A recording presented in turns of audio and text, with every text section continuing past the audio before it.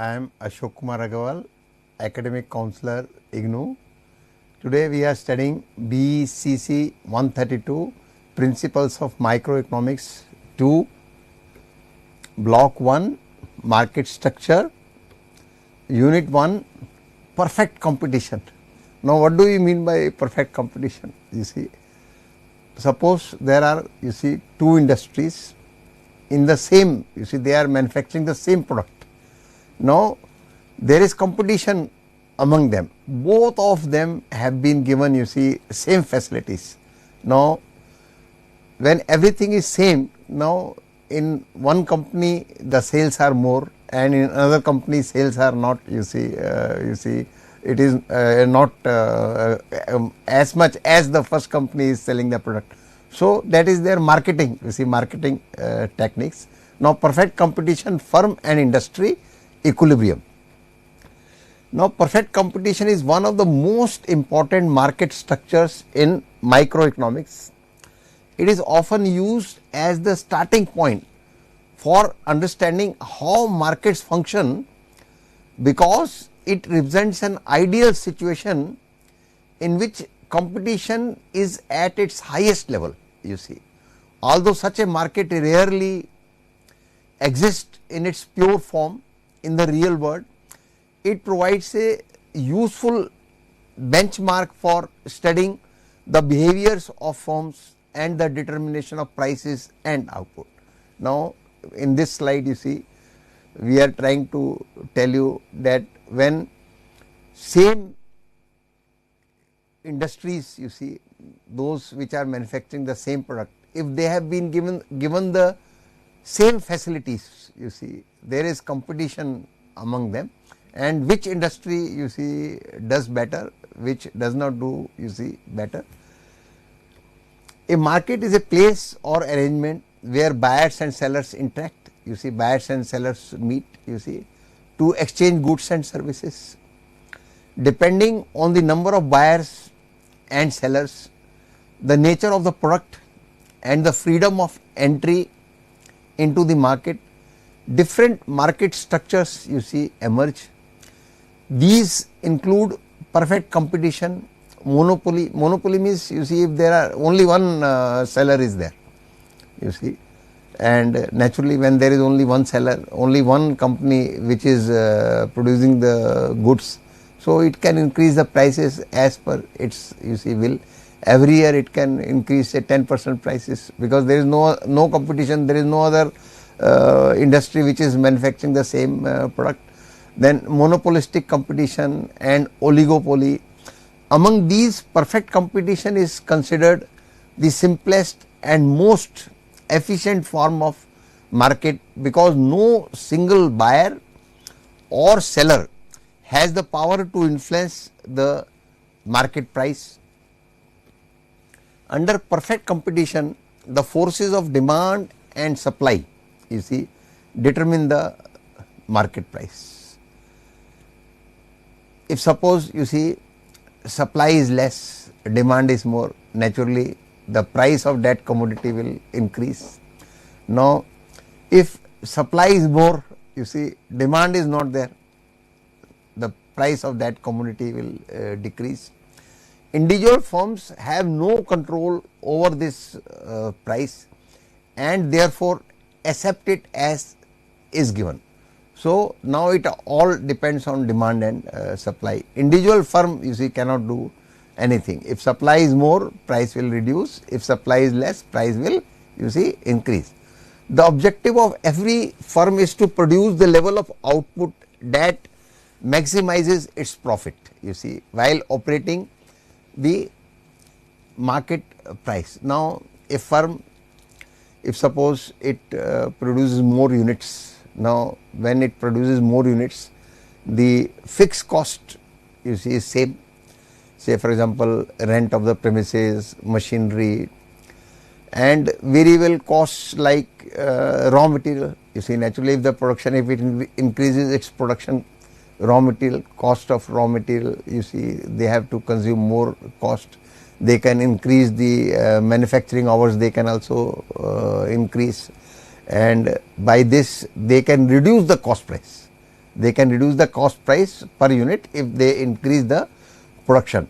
Now, this chapter explains how firms behave under perfect competition, how they determine their level of production in the short run and long run, and how the industry reaches equilibrium. Perfect competition is a market structure in which a large number of buyers and sellers deal in identical products. Now, in perfect competition there are many sellers, there are many buyers, and they are dealing in the identical product, same product, and no individual participant has the power to influence the market price. No, if suppose there is a monopoly, if only one seller is there, so he can control the market, he can increase the price as per his will. But here in perfect competition, no person can control the market. There are many buyers, there are many sellers, and the products sold by them, by the sellers, are identical. Since all firms sell exactly the same product, consumers have no reason to prefer one seller or another. As a result, every firm must accept the price determined by the market. Now, for example, we take banking industry. In banks, the asset products are their loans. Say for example, education loan, housing loan, car loan, then exports pre-shipment credit, post-shipment credit, then agriculture loan, then allied activities. In agriculture there are allied activities also, like for example when somebody is having dairy, that loan is there. Then you will have business loans. Now these are all the asset products of the bank, and under liability products, suppose bank is mobilizing savings bank deposit, recurring deposit, then fixed deposits. These are all the liability products of the bank. These are liability products because bank has to return to the customers, and asset products, loans, bank has to recover from the customers. Now there are our government banks, earlier were 19 government banks were there. In 1969 during Indira Gandhi's regime, she nationalized 19 commercial banks. Now all these banks are selling the same product. Now you have got the choice, you can go to any bank, all these products are available, and there is hardly any difference in the rate of interest. The rate of interest of all these banks of the various products are same. Now the bank which will give you good service, naturally you will prefer same bank. So this is the situation of the perfect competition. There are many sellers, say many bank branches are there, many buyers means many customers are there. Now there is no competition, anybody can go to any bank and take the services, and if suppose the service, if any particular bank gives good service, naturally customers will be attracted to that bank. As far as costing is concerned, costing is same, charges will be same. The term perfect does not imply that firms earn very high profits. Now if there is perfect competition, it does not mean that the firm is earning high profit or that the market is flawless. Instead, it refers to the existence of perfect competitive conditions where buyers and sellers possess complete information, resources move freely, and competition is unrestricted. Under these conditions, the market operates efficiently because prices reflect the true interaction between demand and supply. If supply is less, naturally and demand is more, price will increase. If supply is more, demand is less, price will decrease. The market price is determined by the combined demand of consumers and the combined supply of all the firms. Once this price is established, every individual firm sells its output at that price. If a firm attempts to charge a higher price, you see, buyers simply purchase, you see, from other sellers. If any firm is charging high, you see, buyers will shift from that firm, they will buy from other firms, because the product is identical. All products are identical, available with everybody. Similarly, charging a lower price is unnecessarily, because the firm can sell all it wants at the prevailing market price. Whatever is the market price, all the firms will sell their products, you see, as per that price. Characteristics of perfect competition. Now, what are the characteristics of perfect competition? One of the most important features of perfect competition is the presence of very large number of buyers and sellers. Now, under perfect competition, there are many buyers, there are many sellers. Each seller produces only a very small portion of the total market output, you see, while each buyer purchases only a small fraction of the total supply. Now, each buyer is buying a small, you see, quantity. Similarly, each seller is, you see, produces only a small, you see, quantity. Because each participant is so small compared to the entire market, you see, now entire market, each participant is very, you see, small. Every seller is small, selling is having small some quantity. Every buyer is also buying small quantity. No individual buyer or seller can influence the market price. Market price will remain the same. Even if one firm increases or decreases its production, you see, the overall market supply remains almost unchanged. Similarly, the purchasing decisions of one consumer do not significantly affect market demand.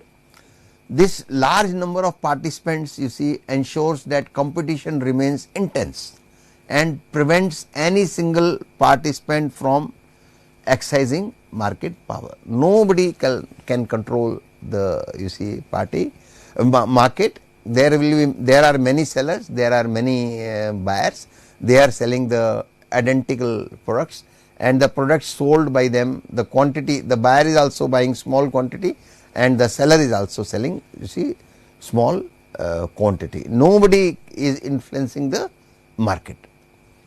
Under perfect competition, in this slide we see there are large number of buyers and there are large number of sellers, you see, working under the same terms and conditions. Homogeneous product. Homogeneous means same, you see.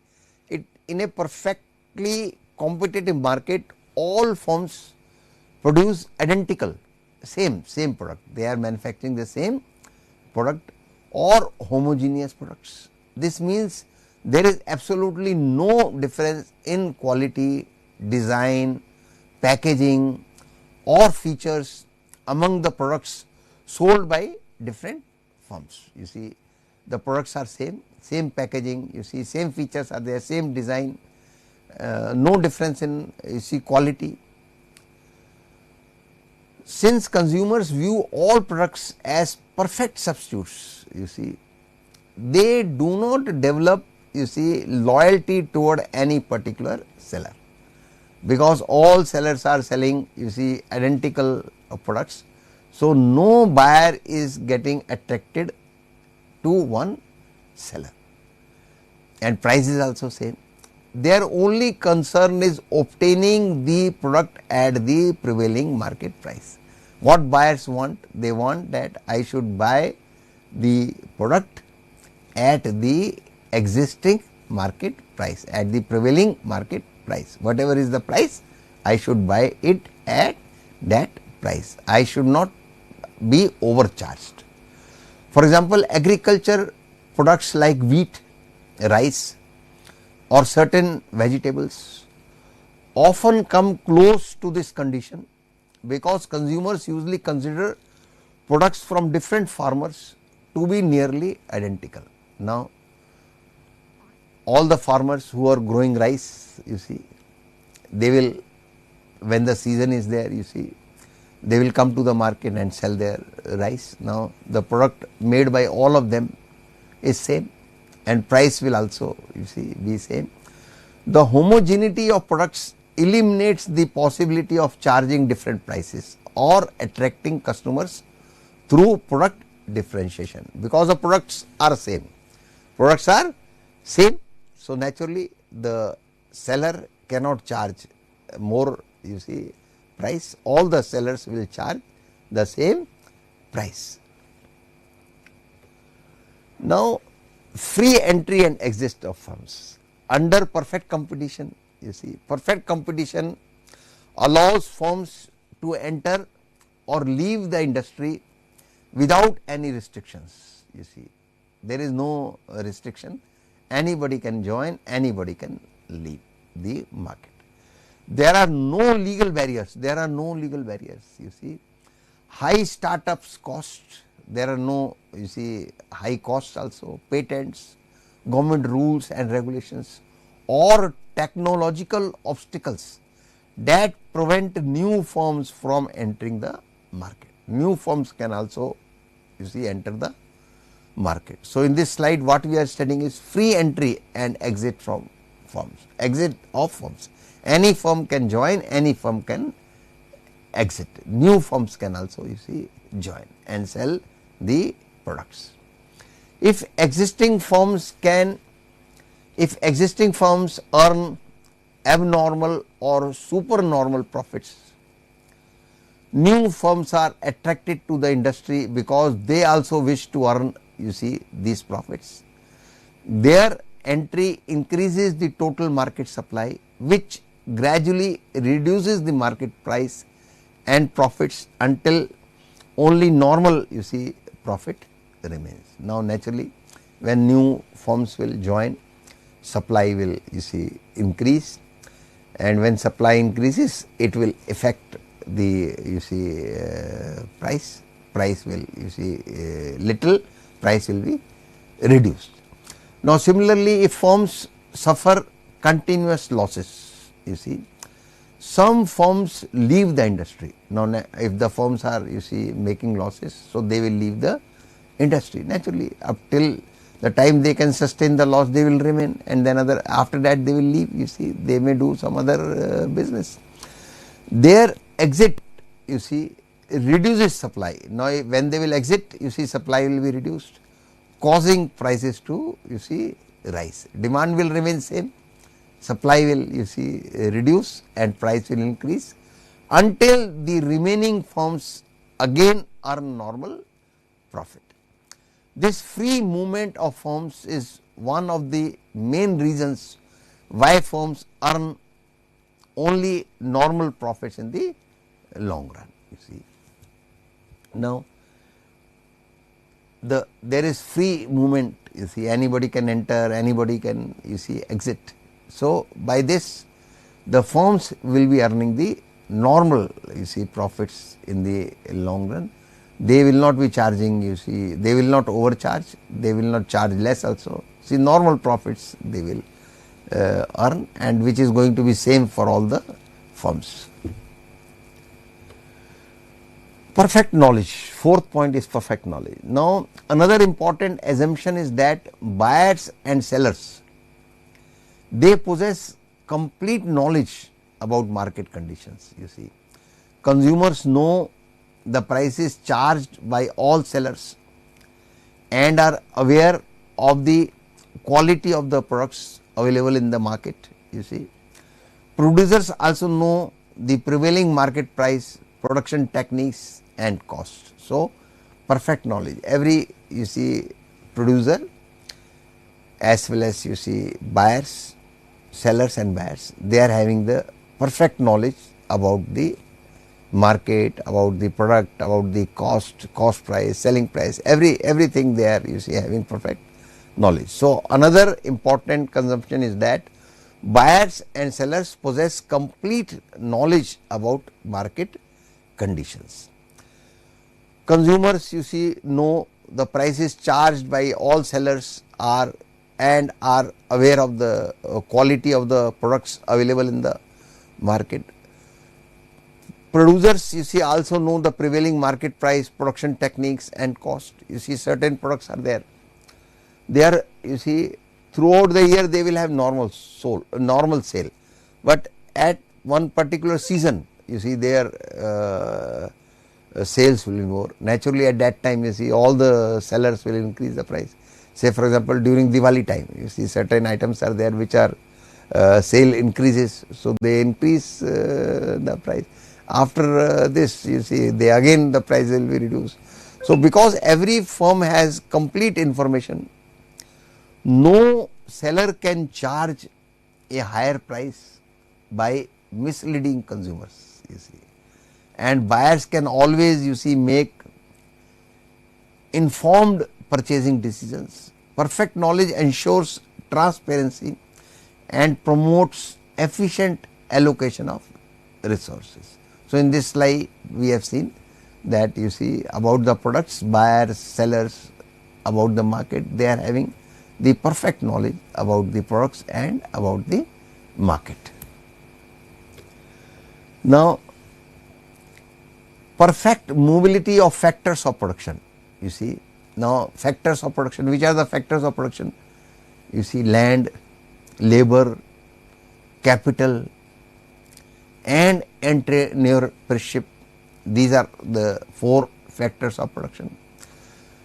Can move freely from one industry to another and from one firm to another. Now, these factors of production, they can move from one industry to another. Say, for example, labor can move from one industry to another. Labor can also move from one firm to, you see, another. Now, these factors of production, land, labor, capital and entrepreneurship, they are free to, you see, move. They can join, you see, labor can join an industry, you see. If workers receive higher wages in another industry, you see, they can still shift without significant difficulty. If they are getting more, you see, wages in another industry, they can shift. There are no barriers, you see, nobody will stop them. Similarly, capital can be invested, you see, wherever it earns the highest return. Now, suppose, you see, if you invest in one particular, you see, industry, compared to another industry, returns are, you see, not much. So, you can invest your capital in the industry where you get the highest returns. There are no barriers in this also. So, there are no barriers on factors of production. You can, you see, use them in any industry where you get, you see, more profit. This mobility allows resources to move toward their most, you see, productive uses, increasing overall, you see, economic efficiency. So, our economy will, you see, rise, our, you see, production will increase, and naturally it is good for the country if factors of production are allowed to move, you see, without any, you see, problem. So, production will increase and there will be overall economic efficiency. Now, absence of selling costs. Since all firms sell identical products at the same price, there is no need for advertising, you see, branding, promotional campaigns or expensive marketing, you see, activities. So, under perfect competition, there is no need for advertising, there is no need for branding, there is no need for promotional campaigns, or there is no need for expensive marketing activities, because all firms sell identical products at the same, you see, price under perfect competition. Every firm can sell its output at the prevailing, you see, market price without attempting to persuade, you see, consumers to buy from it.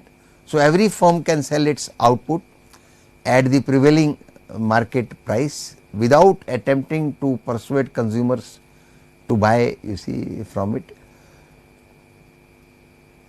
This absence of selling costs, you see, reduces production expenses and contributes to market efficiency. Now, the selling costs are, you see, reduced because we are not spending money in advertising, branding, promotional campaigns or expensive marketing, you see, activities. So, these costs are, you see, these costs are not there, and definitely if these costs are not there, production price of those commodities will, you see, reduce, and naturally, you see, they will contribute to market, you see, efficiency.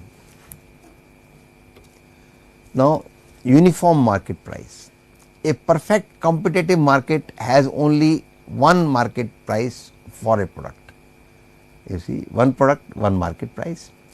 Since products are identical and buyers possess complete information, no seller can charge a price higher than the market price. Consumers would immediately shift to another seller offering the same product at the prevailing market price, you see. So, nobody can charge more.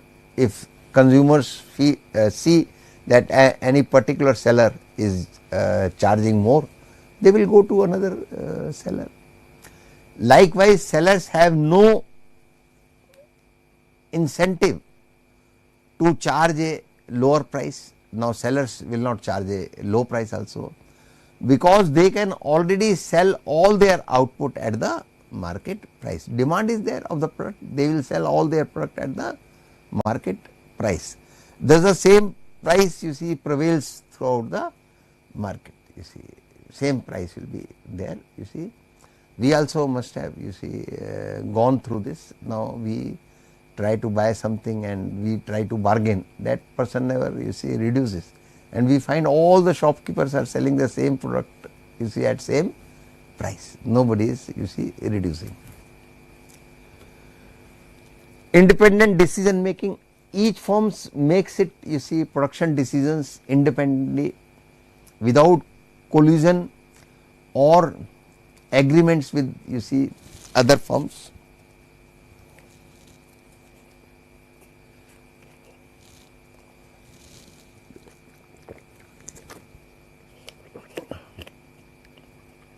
Each firm makes its, you see, product decisions independently. About the product, decisions are made by, you see, each firm by its own and without any agreement with, you see, other firm. Although firms compete with one another, they do not coordinate their actions, you see. Every producer independently decides how much output to produce based on the market price and its own production cost. Now, every producer, now output how much is to be produced, though producer will decide of its own depending on the, you see, market price and, you see, cost price. The quantum of production units, how much it is going to produce, each producer, you see, independently decides. He cannot be influenced by another, you see, producer in the same, you see, activity. The producer decides himself how much to produce. Perfect competition and price determination. Under perfect competition, the price of a commodity is determined by the interaction of market demand and market supply.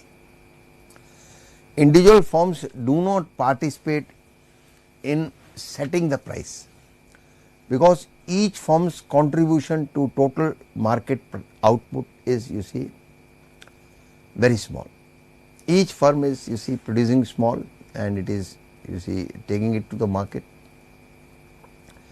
Now there are so many buyers of the same, you see, identical products from all the you see sellers. There are so many sellers, there are so many buyers. Now price, how price will be, you see, determined? Price will be determined, the price of a commodity is determined by the interaction of market demand and market supply. You see, it will be determined by demand and supply. Supply, individual firms do not, you see, participate in setting the price, because each firm's contribution to market output is very small. Individual firm is not, you see, deciding about the price, because their contribution is small. So like that, there are so many firms, they all have come to sell their, you see, products, and price will be determined by, you see, demand and supply. The market demand curve, you see, represents the total demand of all consumers, you see, while the market supply curve represents the combined supply of all firms. The point where these two curves intersect determines the equilibrium price and equilibrium quantity. You see, the point of intersection of these two curves will give us equilibrium price and equilibrium quantity. So this much quantity is to be produced at this much price. Once the market establishes the price, every individual firm accepts it. Therefore, price is determined by the industry as a whole, while each firm merely adjusts its level of output according to that, you see, price. Now, each firms, you see, knows about the price. Now, firm will decide how much it has to, you see, how much it has to produce, so that how much it has to produce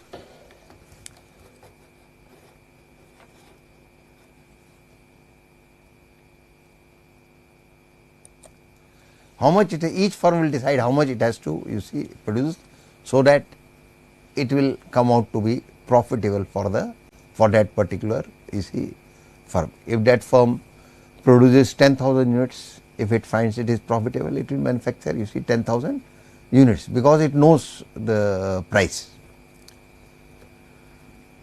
Firms as a price taker, a firm operating under perfect competition is known as a price taker, because it has no power to determine or influence the market price. Whatever is the market price, that will be acceptable to the firm. So that is why it is known as price taker. Firm is taking the price. The firm's demand curve is, you see, perfectly elastic, meaning it can sell any quantity at the prevailing market price, but cannot sell anything at a higher price, you see. So the firm's demand curve is perfectly elastic. It can sell any quantity at the prevailing market price, but cannot sell anything at a higher price.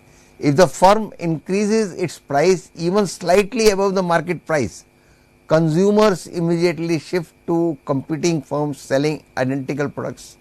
Consequently, the firm's sale will, you see, fall, and if the, you see, if nobody will buy from that particular firm. So firm should not increase the selling price. Whatever is the market price, it should accept the same and sell the products at that price.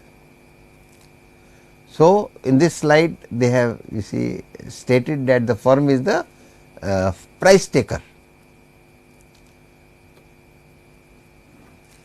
On the other hand, reducing the price below the market price, you see, in the earlier slide they have written that if the firm charges more price, here it is firm charges, if suppose, you see, reducing the price is unnecessary, because consumers are already willing to buy the firm's output at the prevailing market price. So firm should not reduce the price, because customers are ready to buy at the prevailing market price. Therefore, the firm simply accepts the market price and concentrates on deciding the quantity of output that will maximize its profit. You see, Firm knows the selling price, now it will decide how much it should produce, how many units it should produce, so that its profit increases. Now, difference between industry and firm, you see what is the difference between industry and firm.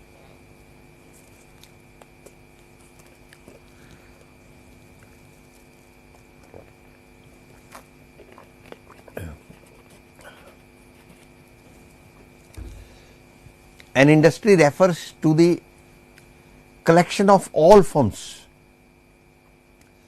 producing the same product. For example, all wheat producers together constitute the wheat industry. All those farmers who are growing wheat, all of them, they constitute the wheat industry. A firm, on the other hand, is a single producer within the industry. Each firm contributes only a small proportion of the industry's total output. The industry, you see, so each firm, you see, they produce small quantity. Now, for example, they have explained here by giving the examples of wheat, you see, farmers growing wheat, all of them, you see, together, you see, they become a industry, and individually they are, you see, firms. The industry determines the market price through the interaction of total demand and total supply. Industry will, you see, find out the market price by the interaction of, you see, total demand and total supply. An individual firm has no such power and merely adjusts its production according to the price determined by the, you see, industry. An individual firm cannot do, you see, it cannot be, you see, it cannot give the price, you see, it will adjust as per the price given by the, you see, market, and it will produce as many units as, you see, they will be profitable to the firm. Thus, while the industry is the price maker, industry is making the price, and the firm is the price taker. So, industry is the price, you see, maker. Industry means all the firms together, it becomes industry. So, they are making the price by demand and supply, and each firm is accepting that price. So, each firm is price taker. Now, revenue concepts. Revenue refers to the income earned by a firm from selling its products. Understanding different types of revenue, you see, is essential, because firm uses these concepts to decide the level of production that maximizes profit. So, what do we mean by revenue? Revenue refers to the income earned by a firm from selling its products. Now, the three important revenue concepts are total revenue, average revenue and marginal revenue. Total revenue, average revenue and marginal revenue. Now, total revenue is the total amount of money a firm receives from selling its product, total money received.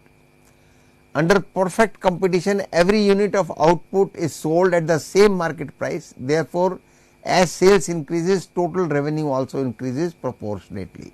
You see, total revenue depends on two factors. You see, the market price of the product, the quantity sold by the firm. If more quantity is, you see, sold by the firm, naturally, you see, revenue will be more. If less quantity is sold, revenue will be less. As long as the market price remains constant, selling more units leads to proportional increase in total revenue. If the market price is same, and if you have sold more units, naturally, you see, your total revenue will, you see, increase. So, what do we mean by revenue? Revenue is the total amount of money a firm receives from selling its product. Naturally, if the firm is selling more units, it will increase its revenue. Now, average revenue, you see, first we studied total revenue. Here in this slide we have studied, you see, total revenue. Total revenue is the total amount of money a firm receives from selling its product. Average revenue refers to the revenue earned per unit of the output sold, you see. Average means mean, you see, average. Average revenue refers to the revenue earned per unit of output, you see, sold. You have sold the output, now with that price you divide by the quantity. So, you will get per unit, you see, per unit price, you see, which you have received. So, that is your, you see, average revenue. Average revenue refers to the revenue earned per unit of the output sold. You see how much, you see, you have received, how much money you have received by selling 1 unit of that product. In a perfectly competitive market, every unit is sold at the same price. Therefore, the average revenue earned from each unit is equal to the market price.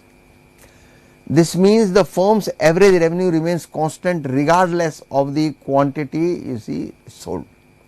So, firm's average revenue will be the same. Let the firm may sell any number of quantities. Next is marginal revenue. You see, if you manufacture 1 more unit, marginal revenue means, marginal revenue is the additional revenue earned by selling 1 more unit of the output. Suppose you sell 1 more unit of the output. So, whatever is your marginal revenue is the additional revenue earned by selling 1 more unit of the output. Under perfect competition, every additional unit is sold at the same market price, you see. Therefore, each extra unit contributes exactly the same amount to total revenue. As a result, marginal revenue remains constant and is equal to both average revenue and the market price. So, marginal revenue remains constant and is equal to both average revenue and the, you see, market price. Marginal revenue means, you see, revenue earned by selling 1 more unit of output, you see. 1 additional unit, if you are selling, whatever you get, that is your marginal revenue. Relationship between price, average revenue and marginal revenue. One of the most important features of perfect competition is that price, average revenue and marginal revenue are always, you see, equal. Since the firm sells every unit at the same market price, each additional unit generates the same amount of revenue. Consequently, there is no difference between the price received per unit, the average revenue earned and the marginal revenue obtained from selling 1 more unit. All these 3 are same. This equality greatly simplifies the firm's decision making process because it only needs to compare its production costs with the constant market price to determine the most profitable, you see, level of, you see, output. So, in this slide we have seen the price, average revenue and marginal revenue, all the 3 are, you see, same. Now, cost concepts of a perfectly competitive market. To determine the level of output that maximizes profit, a firm must understand not only the revenue it earns, but also the costs it incurs during production. Cost plays a crucial role in decision making because profit is earned only when revenue, you see, exceeds cost.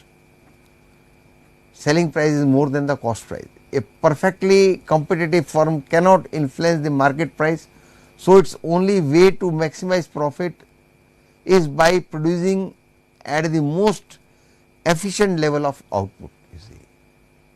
Now, how much it should produce so that it earns profit, you see, maximum how much it should, you see, produce. In economics, costs are classified into different categories depending on whether they change with production or remain constant. Understanding these costs helps explain the behavior of firm in both the short run and in the long run.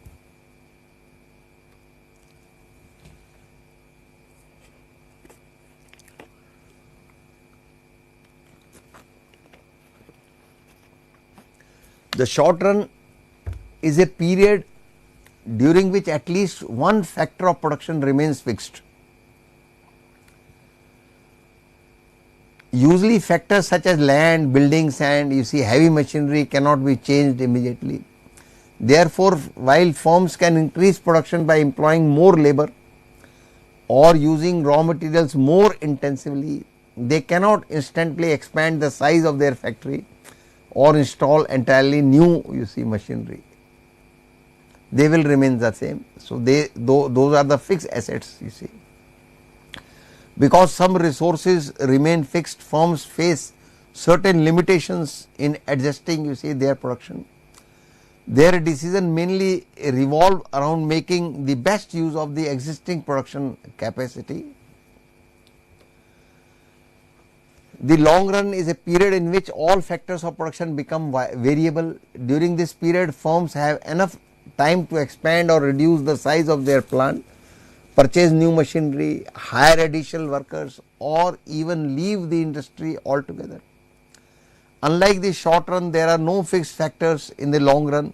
Firms can completely recognize their production process according to the market you see conditions.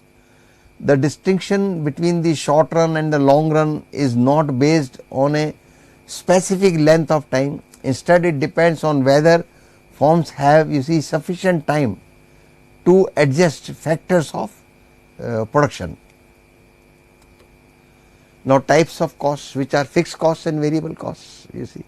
Fixed costs they remain same, say for example machinery you see, building. Variable costs, raw material costs of raw material which changes you see. The costs incurred by a firm are broadly divided into fixed cost and variable cost.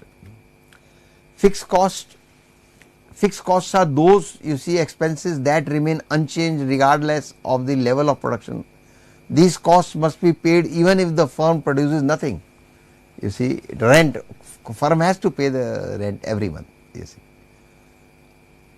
Even if you see production is not there, still firm will pay the rent. So, this is a fixed cost. Fixed costs are those expenses that remain unchanged regardless of the level of production. These costs must be paid even if the firm produces nothing. Examples include rent of the factory, salaries of permanent employees, you have to pay them salary, insurance premiums, property taxes and interest on borrowed capital. Whatever money you have borrowed, you have to pay interest on that. Whether the firm produces 1 unit, 100 units or no output at all, these costs remain constant during the short run.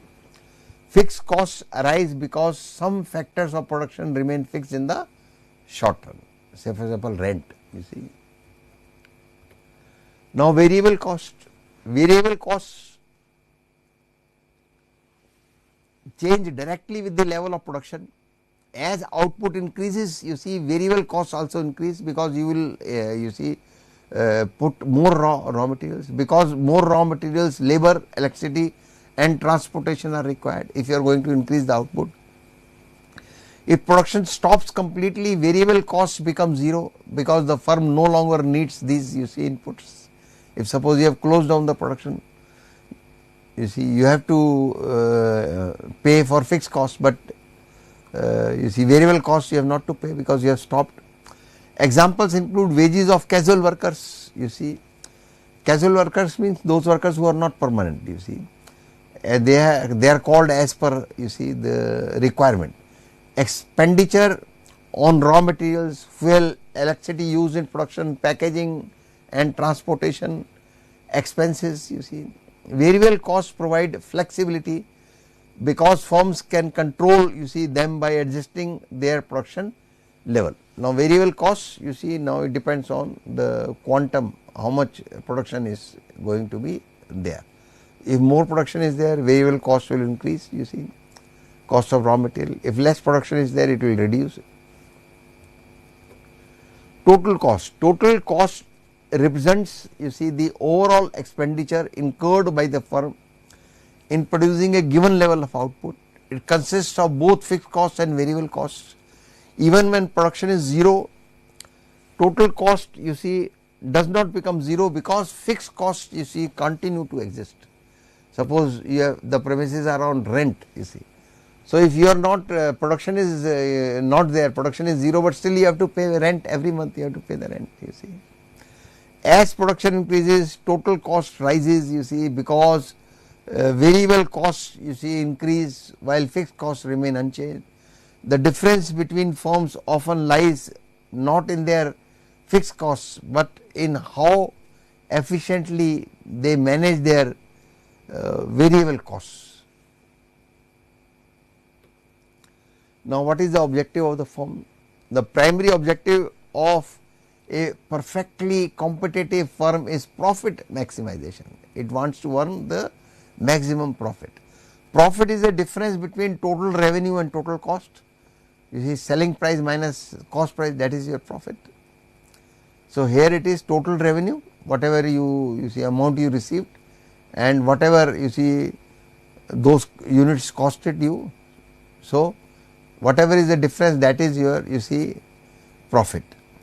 Since the firm cannot control the selling price, it focuses on choosing the level of production where this difference becomes as large as possible. Now, firm has cannot do anything about the selling price. So, how much unit is to be produced? So, firm will try to make its profit maximum by increasing the production.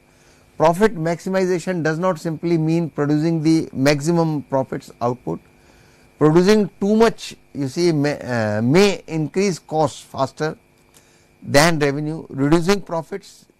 Similarly, producing too little may prevent the firm from earning, you see, its full potential profit, you see.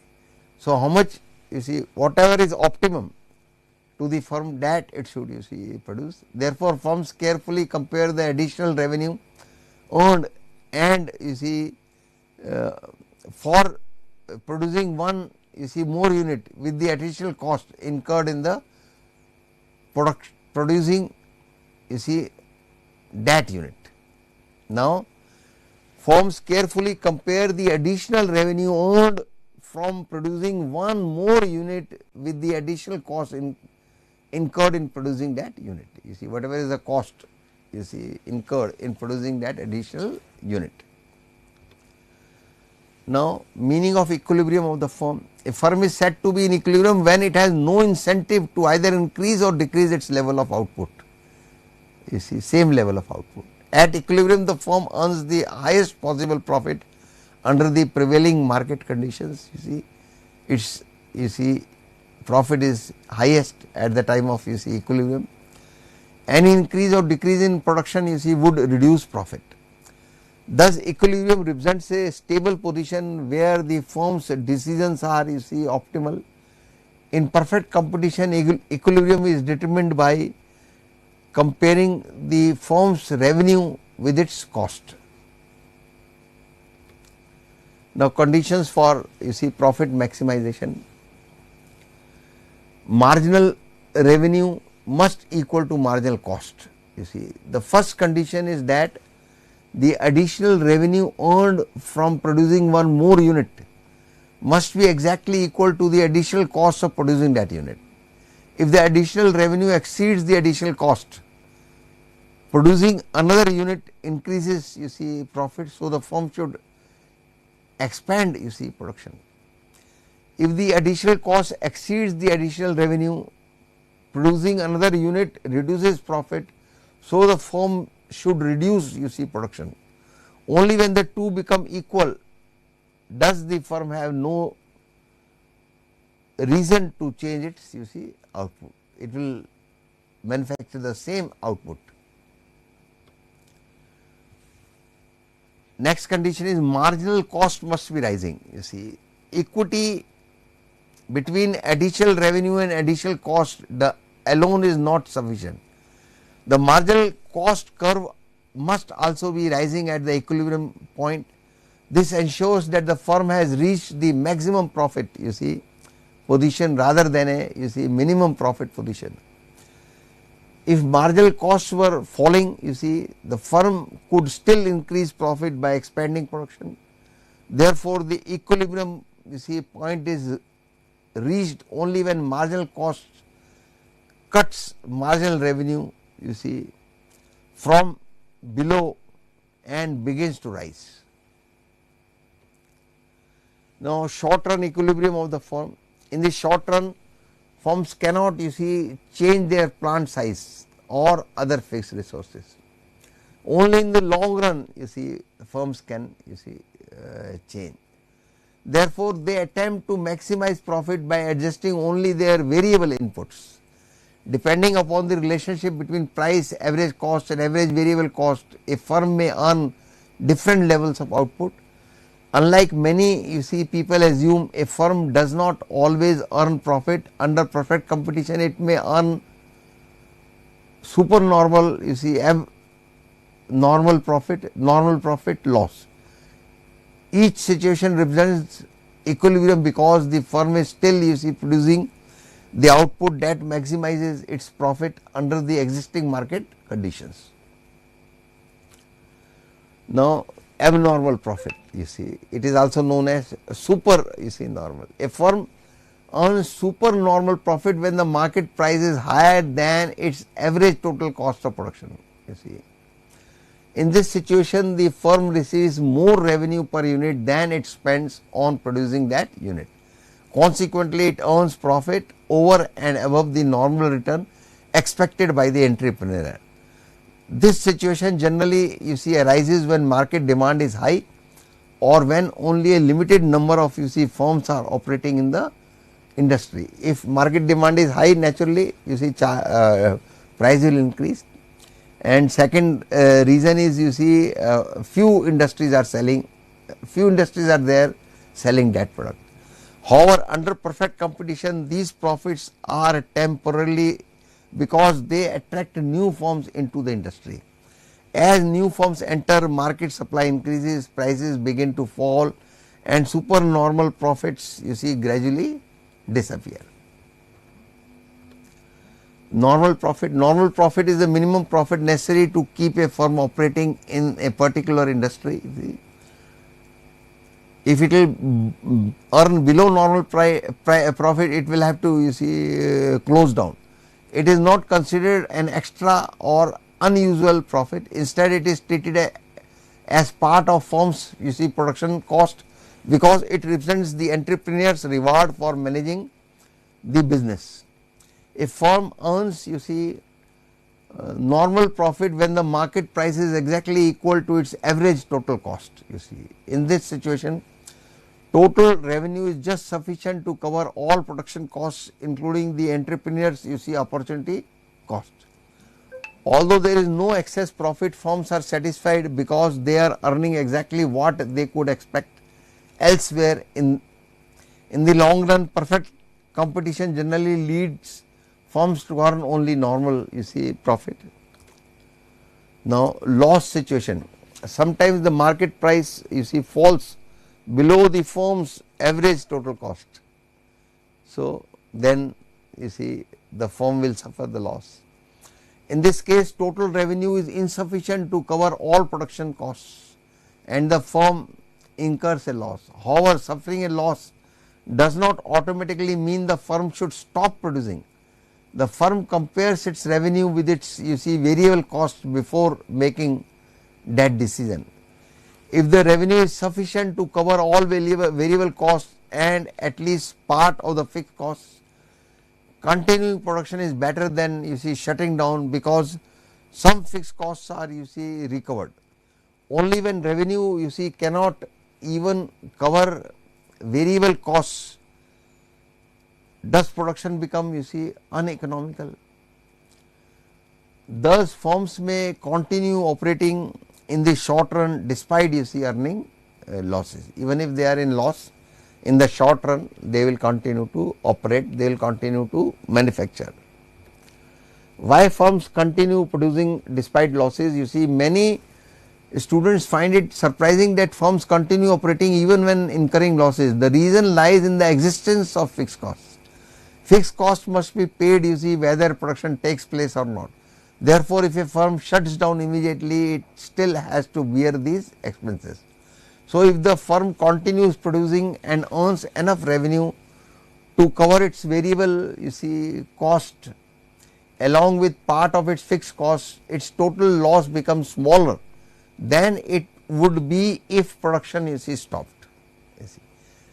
then loss would have been more. If suppose you see production, if there is no production, the loss will be more. If the production is going on, you see, loss will be less. Therefore, continuing production is often better decision in the short run. Only when revenue falls to cover even variable cost does shutting down, you see, become the rational choice. The firm's behavior depends entirely on the relationship between market price and the production cost. When price is higher than average total cost, the firm earns supernormal profit. When price is equal to average total cost, the firms only earns the normal profit. When price is, you see, lower than average total cost but remains higher than average variable cost, the firm incur losses but continues producing because it can still recover part of its fixed cost. When price falls, you see, below average variable cost, production becomes uneconomical and the firm shuts down temporarily. Thus, the market price cost as the most important signal guiding the firm's production decision. You see, everything depends on the market, you see, cost. Now, break even point. The break even point is a level of output at which a firm earns normal, you see, profit. So, more students we will discuss in the next class. We are closing this session. Thank you very much.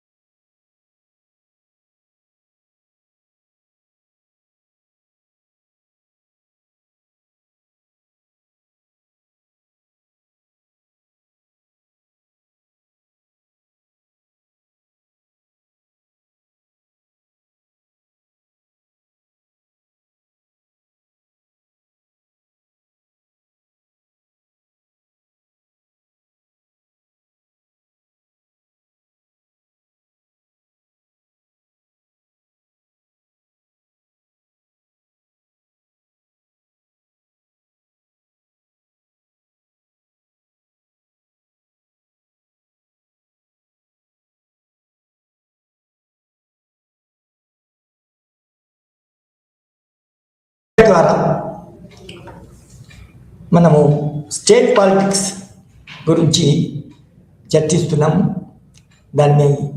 దానిపైన పేపర్ను చదువుతున్నాము. ఇప్పటివరకు అసలు యాక్చువల్గా ఒక 75% portion అయిపోయింది. ఇంకా ఒక 25% ఉందనుకోవాలా. అయితే ఈరోజు మనము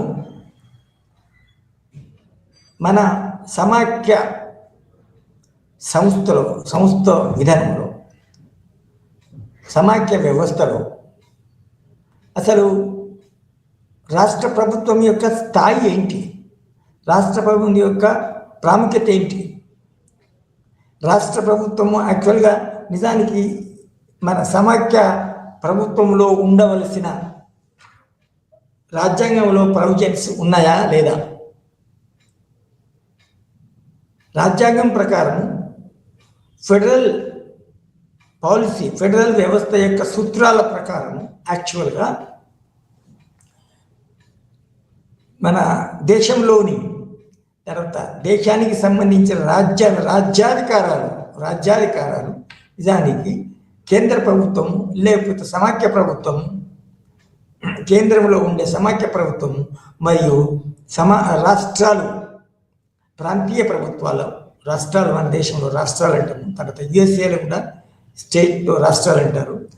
అవి నిజానికి ఒకటికి సమానంగా అంటే ఇండిపెండెంట్గా ఉన్నవా లేవా అనేది మనము నిజంగా సూక్ష్మంగా లోతుగా చర్చించాలి.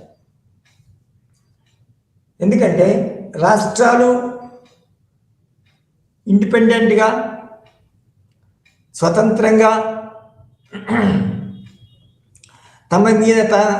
తమ కాళ్ళపై తాము ఆధారపడి ఉంటేనే అవి వాళ్ళ దాని యొక్క ప్రాంతం, ఏ ప్రాంతం మీదనైతే అది అధికారం కలిగి ఉన్నదో, చెలాయిస్తుందో ఆ ప్రాంతీయ ప్రభుత్వాల యొక్క మన సంక్షేమము, తర్వాత మన పౌర హక్కులు, తర్వాత మానవ హక్కులు నిజానికి అనుభవించే విధంగా అది నిజానికి పాలన సాగిస్తుంది. ఎప్పుడైనా ఇంకా మన డెమోక్రసీ అనేది కొత్తగా ఇది మొనార్కీ పోయి ప్రజాస్వామ్యం ఎలా వచ్చిందంటే, ప్రజాస్వామ్యం అంటే పౌరులు, సిటిజన్స్ హక్కులు కలిగి ఉండడం, స్వతంత్రం కలిగి ఉండడం, జీవితంలో, తర్వాత సమాజంలో, తర్వాత ఆర్థికంగా మరియు రాజకీయంగా స్వేచ్ఛ కలిగి ఉండడం అన్నట్టు. సో ఆ స్వేచ్ఛ కలిగి ఉండాలా. ఆ స్వేచ్ఛ మన ఎంజాయ్ చేయాలంటే, అనుభవించాలంటే రాష్ట్రాలు, తమను ఏలుతున్న రాష్ట్రాలు కూడా స్వతంత్రంగా ఉండాలి. అందుకోసమే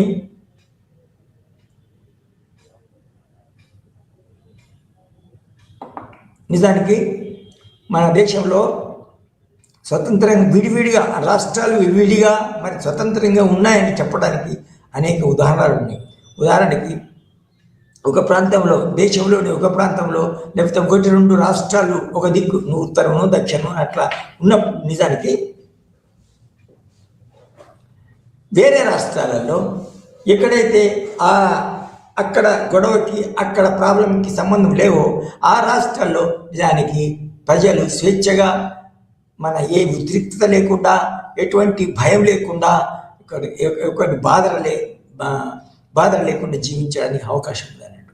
సో అది మనం ఇవాళ నిజానికి చర్చిస్తాం. ఎందుకంటే ముఖ్యంగా అసలు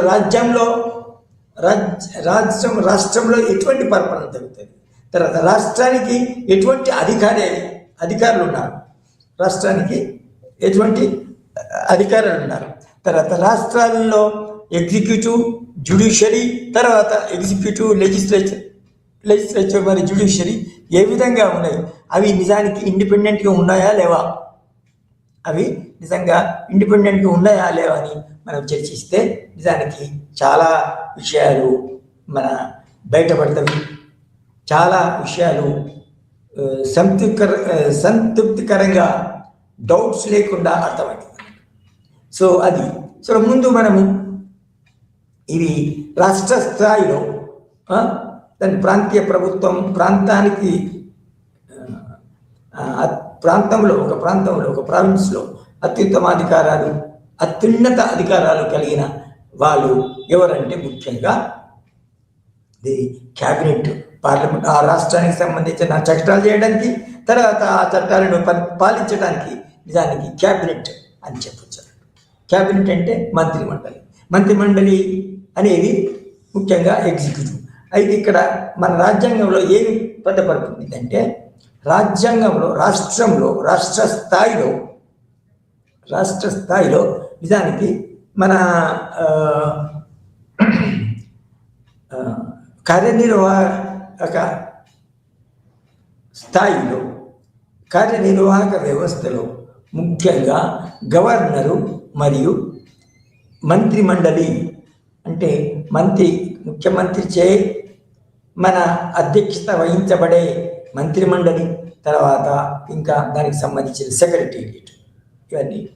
అయితే రాష్ట్ర స్థాయిలో ఏముంటుందంటే మన గవర్నర్, కేంద్ర స్థాయిలో ఏ విధంగా ఎగ్జిక్యూటివ్ మన రాష్ట్రపతి, తర్వాత మన కేంద్ర క్యాబినెట్, లేకపోతే ఫెడరల్ సమాఖ్య ప్రభుత్వం యొక్క క్యాబినెట్ ఏదైతే ఉంటుందో, కేంద్ర ప్రభుత్వం ఉంటుందో, అదేవిధంగా రాష్ట్ర స్థాయిలో కూడా సమానంగా, అంటే నిజానికి ఎగ్జిక్యూటివ్ పవర్స్ డైరెక్ట్గా నిజానికి ఒక మన ప్రెసిడెంట్ పాలన, తర్వాత ఎమర్జెన్సీలో తప్ప నిజాన్ని ఎగ్జిక్యూటివ్ కూడా ఈ రాష్ట్రానికి సొంత ఎగ్జిక్యూటివ్ ఉంటుంది, అది క్యాబినెట్ ఉంటుంది, తర్వాత గవర్నర్ ఉంటారు. వాళ్ళ పరిపాలన వాళ్ళు ఈ ఆ ప్రాంతాన్ని యొక్క సమస్యలకు, ఆ ప్రాంతం యొక్క పాలనకు సంబంధించి ఫోకస్ చేస్తూ ఆ ప్రాంతంలోని ప్రజలను, ఆ ప్రాంతం వివిధ రకాల ప్రజలను, వివిధ రకాల సోషల్ గ్రూప్స్ని వాళ్ళ ఎడల శ్రద్ధ తీసుకోవడం జరుగుతుంది. ఏ సమస్య, రాష్ట్రానికి సంబంధించిన ఏ సమస్య అయినా కూడా ఈ రాష్ట్ర ప్రభుత్వానికి సంబంధించిన ఎగ్జిక్యూటివ్ కార్యనిర్వాహక వర్గము, తర్వాత రాష్ట్ర ప్రభుత్వానికి సంబంధించిన క్యాబినెట్ లేక మంత్రిమండలి. అయితే నిజానికి ఈ రాష్ట్రపతి, ఈ గవర్నరు, తర్వాత లెజిస్లేచర్ కూడా నిజానికి ఏమైనా తప్పు చేస్తున్నారా అని చూడడానికి, చెక్ చేయడానికి జ్యుడిషియల్ రాష్ట్ర స్థాయిలో కూడా ఒక రకమైన పూర్తిగా ఇండిపెండెంట్ కాదు, కానీ ఒక హైకోర్టు అంటే రాష్ట్ర అత్యున్నత స్థానం అన్నాడు, దాన్ని హైకోర్టు అంటారు మనకు. అంటే దాని అర్థం ఏంటి? ఒక ఫుల్ ఫ్లెడ్జ్డ్ సమాఖ్య ప్రభుత్వము అంటే ఒక ప్రాంతంలోకైనా ఆ ప్రాంతానికి సంబంధించి అనేక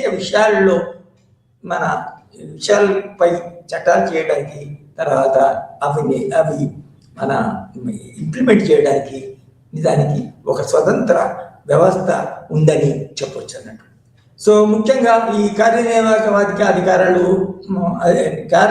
వ్యవస్థ ఏంటి అనేది మనం చూస్తాం. సో మన సమాఖ్య ప్రభుత్వంలో రాష్ట్ర స్థాయిలో కార్యనిర్వాహక వర్గము ముఖ్యంగా గవర్నరు, తర్వాత మన మంత్రిమండలి, గవర్నరు మరియు మంత్రిమండలి. గవర్నరు మన కేంద్ర ప్రభుత్వం ప్రెసిడెంట్ నియమించబడతాడు. అయితే నిజానికి అది అంటే గవర్నర్ నిజానికి రాష్ట్ర ప్రజలచే ఎన్నుకొనబడడు. అది మనం బాగా గమనించాలి. ఎందుకంటే రాష్ట్రానికి సంబంధించినంత వరకు రాష్ట్రం యొక్క గవర్నరు, రాష్ట్రం యొక్క ఎగ్జిక్యూటివ్ హెడ్ ఏవైతే ఉన్నాడో అతను రాష్ట్ర ప్రజలచే ఎన్నుకొనబడాలి కదా అని అనుకోవచ్చు. కానీ అలా కాకుండా గవర్నరు నిజానికి మన కేంద్ర ప్రభుత్వం పంపబడతాడు, అపాయింట్ నియమించబడతాడు. తర్వాత అది మన ఒక రకమైతే ఏంటంటే కేంద్ర ప్రభుత్వము ఇతని ద్వారా రాష్ట్ర ప్రభుత్వాలపై, గవర్నర్ అనే వ్యవస్థ ద్వారా మన రాష్ట్ర ప్రభుత్వాలపై ఒక విధంగా తమ యొక్క అధికారాన్ని, మన నియంత్రణను కలిగి ఉండుటకు పనికొస్తుంది. ఒక్కొక్కసారి మన కేంద్ర స్థాయిలో సమాఖ్య ప్రభుత్వం ఏదైతే ఉందో, కేంద్ర సమాఖ్య ప్రభుత్వం ఏదైతే ఉందో ఆ ప్రభుత్వంలో ఒక పార్టీ, తర్వాత రాష్ట్రంలో ఒక పార్టీ కనుక ఉంటే నిజానికి అప్పుడప్పుడు నిజానికి ఈ గవర్నర్ యొక్క వ్యవస్థని నిజానికి మన వినియోగించుకొని అది రాష్ట్రములపై తమ పార్టీకి సంబంధించిన విధానాలను రుద్దడానికి అవకాశం కూడా ఉంటుంది. ఎందుకంటే ఒకే మన కేంద్ర స్థాయిలో మరియు రాష్ట్ర స్థాయిలో ఒకే ప్రభుత్వం కనుక ఒకే పార్టీ అధికారంలో కనుక ఉంటే నిజానికి ఆ రాష్ట్ర ప్రభుత్వము కేంద్ర ప్రభుత్వం ఏ పద్ధతులు అనుసరిస్తే ఏ విధానాలు అనుసరించాలని చెప్తే ఆ విధానాలు అనుసరించాలి. గవర్నర్ ఎలాగో కేంద్ర ప్రభుత్వంతోనే అపాయింట్ చేయబడ్డాడు. తర్వాత ఇది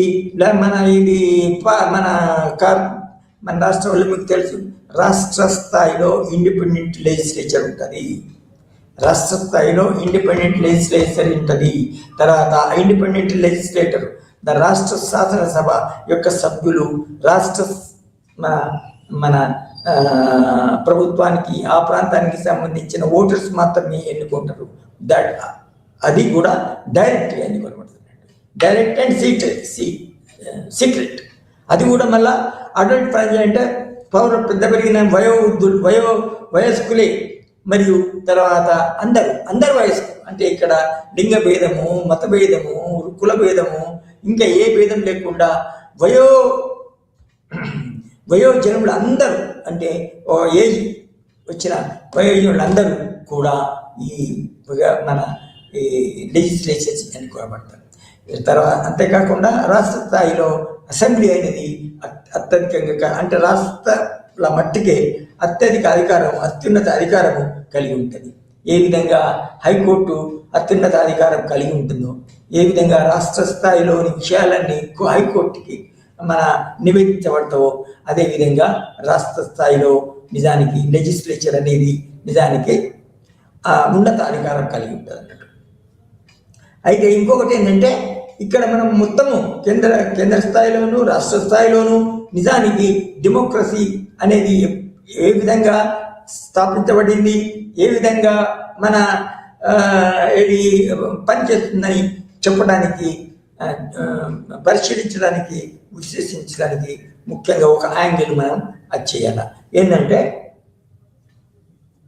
ఏ సమస్య అయినా కూడా మన రాష్ట్ర స్థాయిలో అంటే మంత్రిమండలి ఏర్పాటు అయిన తర్వాత కూడా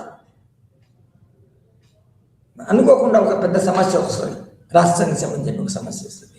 ఆ సమస్యను మన ప్రతిపక్షాల చొరవతో కానీ తర్వాత రూలింగ్ పార్టీ యొక్క చొరవతో కానీ అసెంబ్లీని చర్చించాలా, అసెంబ్లీకి విన్నవించాలా. తర్వాత అప్పుడప్పుడు అసెంబ్లీ యొక్క సెషన్లో కనుక లేకుంటే స్పెషల్ సెషన్ అనేది మన అరేంజ్ చేయాలని. సో అది అయితే ఈ రాష్ట్ర మనది పార్లమెంటరీ ప్రజాస్వామ్యం ఏదైతే ఉందో ఏది ఇది అమెరికన్ సమాఖ్య ప్రభుత్వం ఏదైతే ఉందో దానికి భిన్నంగా అమెరికన్ సమాఖ్య ప్రభుత్వం ఏదంటే ఒకసారి ప్రెసిడెంట్ ఎన్నికైన తర్వాత ఒకసారి మన హైకోర్టు తర్వాత ఎన్నికనబడిన తర్వాత నిజానికి వాళ్ళు పూర్తిగా అంటే 4 సంవత్సరాల వరకు పూర్తిగా వాళ్ళు ఒకరికొకరు ఇండిపెండెంట్ ఒకరు ఇంకొకరి మీద ఆధారపడకుండా అంటే ప్రెసిడెంట్ అమెరికన్ పార్లమెంట్ మీద ఆధారపడకుండా తర్వాత అమెరికన్ పార్లమెంట్ ప్రెసిడెంట్ మీద ఆధారపడకుండా అదేవిధంగా జ్యుడిషియరీ ఏదైతే ఉందో ఆ జ్యుడిషియరీ కూడా చాలా ఇండిపెండెంట్ ఉంటుంది అమెరికాలో. ఇక్కడ కూడా ఇండిపెండెంట్ ఎందుకంటే జ్యుడిషియరీ అనేది వేరే ఇండిపెండెంట్ వ్యవస్థ. ఎందుకంటే దానిలో ఉన్న జడ్జెస్, దానిలో ఉన్న చీఫ్ జస్టిస్, దానిలో ఉన్న మీద నుంచి కింది వరకు మధ్య నుంచి కింది వరకు కూడా ఉండే వ్యక్తులు పర్సన్స్ ఏదైతే ఉన్నారో వాళ్ళు నిజానికి ఒక పద్ధతి ద్వారా ఒక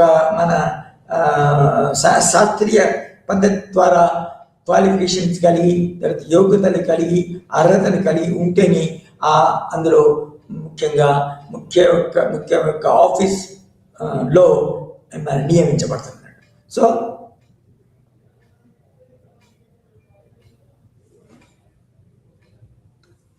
సో ఈ విధంగా మనకి రాష్ట్ర స్థాయిలో ఒక రకమైన ఒక విధంగా నిజానికి ఇండిపెండెంట్ లెజిస్లేచర్ ఉంది. ఆ ఇండిపెండెంట్ లెజిస్లేచర్ కూడా నిజానికి ఒక డెమోక్రాటిక్ పద్ధతిలో. ఎందుకంటే ఉదాహరణకి ఒక పౌరుడు ఒక ఓటరు నిజానికి మన సీక్రెట్ బ్యాలెట్తోని మన నియోజకవర్గము నీకు సంబంధించిన అభ్యర్థి ఎవరైతే ఉన్నాడో ఆ అభ్యర్థికి నిజానికి సీక్రెట్ ఓట్ వేస్తాడు. సో ఆ యొక్క అభ్యర్థి 5 సంవత్సరాల వరకు ఆ యొక్క నియోజకవర్గం యొక్క బాధ్యతలు తీసుకుంటారు. ఆ యొక్క నియోజకవర్గానికి సంబంధించిన అనేక విధానాలు సంబంధించి అతని బాధ్యత తీసుకుంటాడు. వాళ్ళ రాష్ట్ర స్థాయిలో ప్రభుత్వం ఏర్పడిన తర్వాత మంత్రిమండలి ఏదైతే ఉంటుందో, మన గవర్నర్ యొక్క ఆమోదం పొందిన మంత్రి విధానాలు ఏవైతే ఆ విధానాలు అమలు చేయడానికి మన ఆ నియోజకవర్గానికి సంబంధించిన మన సభ్యుడు గెలిచిన అభ్యర్థి ముఖ్యంగా అధికారంలో మన బాధ్యత వహించి ఉంటాడు. సో ఈ the representative of the citizens of that constituency. ఆ నియోజకవర్గానికి సంబంధించిన సమస్యలన్నింటికి ఆ యొక్క నియోజకవర్గానికి సంబంధించిన ఎవరైతే మన అభ్యర్థి ఉన్నాడో, ఎన్నుకొనబడిన అభ్యర్థి ఉన్నాడో ఆ అభ్యర్థి బాధ్యతలు వహిస్తూ ఉంటారు అన్నట్టు. అంటే నిజానికి స్వతంత్ర వ్యవస్థ అంటే ఇదే. అంటే రాష్ట్రంలోని ప్రజలు ఎవరైతే ఉన్నారో వాళ్ళు ఏ సమస్య కొరకైనా, ఏ కొత్త చట్టం తేవాలన్నా కూడా, లేదా ఉన్న చట్టాన్ని మన మార్పు చేయాలన్నా, సవరించాలన్నా కూడా వాళ్ళు కేంద్ర ప్రభుత్వ సంబంధించిన పార్లమెంట్కి విన్నవించడానికి, కోరడానికి అవసరం లేదు. It's independent. Whatever laws that are required, the state legislature can make. సో అది కూడా డెమోక్రాటిక్ పద్ధతిలో, అది కూడా ఆ అసెంబ్లీలో ఉన్న మన ప్రజాప్రతినిధులు, ఎన్నికల ద్వారా ఎన్నుకొనబడిన ప్రజాప్రతినిధులు నిజానికి కలిసి కొత్త చట్టాలు చేయొచ్చు, లేదా ఉన్న చట్టాలను సవరించవచ్చు. సో ఈ విధంగా మనము మన దేశంలో నిజమైన సమాఖ్య ప్రభుత్వం ఉందా, సమాఖ్య వ్యవస్థ ఉందా లేదా అంటే నిజంగా ఉన్నట్టే. ఈ విధంగా ఎందుకంటే ఇప్పుడే చెప్పినట్టు ఈ లెజిస్లేచర్ స్టేట్ ఏదైతే ఉందో ఆ స్టేట్ మన అధికారాలు చట్టాలు చేయడానికి. అయితే మీకు తెలుసు కదా, అంటే రాజ్యాంగం ద్వారా నిజానికి రాజ్యాధికారాలు అంటే భారత రాజ్యం ఏదైతే ఉందో, ఇండియన్ స్టేట్ ఏదైతే ఉందో ఆ స్టేట్ యొక్క పవర్స్ మన ప్రావిన్సెస్ మరి కేంద్ర సమైక్య ప్రభుత్వము మధ్యలో మన విభజింపబడింది, అధికారులు విభజింపబడింది. అయితే అందులో ముఖ్యంగా మళ్ళా చిన్నగా బ్రీఫ్గా చెప్పాలంటే అందులో ముఖ్యంగా ఆ అధికారాన్ని 3 భాగాలుగా విభజించవచ్చు. ఒకటి ఏంటంటే కేంద్ర ప్రభుత్వానికి ఉన్న అధికారాలు, తర్వాత రాష్ట్ర ప్రభుత్వానికి ఉన్న అధికారాలు. ఈ అంటే ఎక్స్క్లూడ్ అన్నట్టు కేంద్ర ప్రభుత్వంపై రాష్ట్ర ప్రభుత్వానికి ఏ అధికారం ఉండదు. అదేవిధంగా రాష్ట్ర ప్రభుత్వాలకి మన ఎక్స్క్లూజివ్గా ఉండే పవర్స్లో మనం జోక్యం చేసుకోవడానికి, చట్టాలు చేయడానికి ఏ అధికారం ఉండదు అన్నట్టు. అయితే వీటన్నిటి మధ్యలో అంటే ఉమ్మడి సెక్షన్ ఏదైతే ఉంది, ఆ సెక్షన్లో కేంద్రానికి దాని కాంకరెంట్, ఇంగ్లీష్లో కాంకరెంట్ లిస్ట్ అంటారు.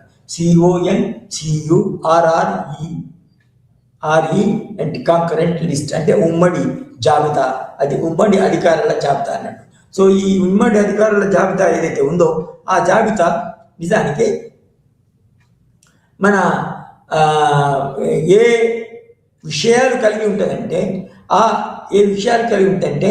ఏ విషయాల పైన మన ఈ కేంద్ర ప్రభుత్వానికి, లేకపోతే సమాఖ్య ప్రభుత్వానికి మరియు రాష్ట్ర ప్రభుత్వానికి చట్టాలు చేయడానికి అధికారం ఉంటుందో ఆ విషయాలను ఉమ్మడి విషయాలు అంటారు.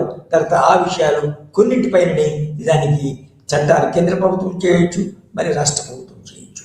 సో అయితే ఒక విధంగా ఇందులో కూడా కొంచెం మాత్రము ఈ మన ఫైనల్ పవర్స్ ఏదైతే ఉందంటే, ఒకవేళ ఘర్షణ ఇది రాష్ట్రం చేసిన చట్టాలకి, తర్వాత కేంద్రము లేకపోతే సమాఖ్య ప్రభుత్వం చేసిన చట్టాలకి, సమాఖ్య మన శాసనసభ చేసిన చట్టాలకి మన క్లాష్ రావడం వల్ల, మన కాంట్రడిక్షన్ వస్తే అప్పుడు కేంద్ర ప్రభుత్వం చేసిన మన శాసనసభ అదే పార్లమెంటు యొక్క చట్టాలే నిజానికి అమలులో ఉంటాయి.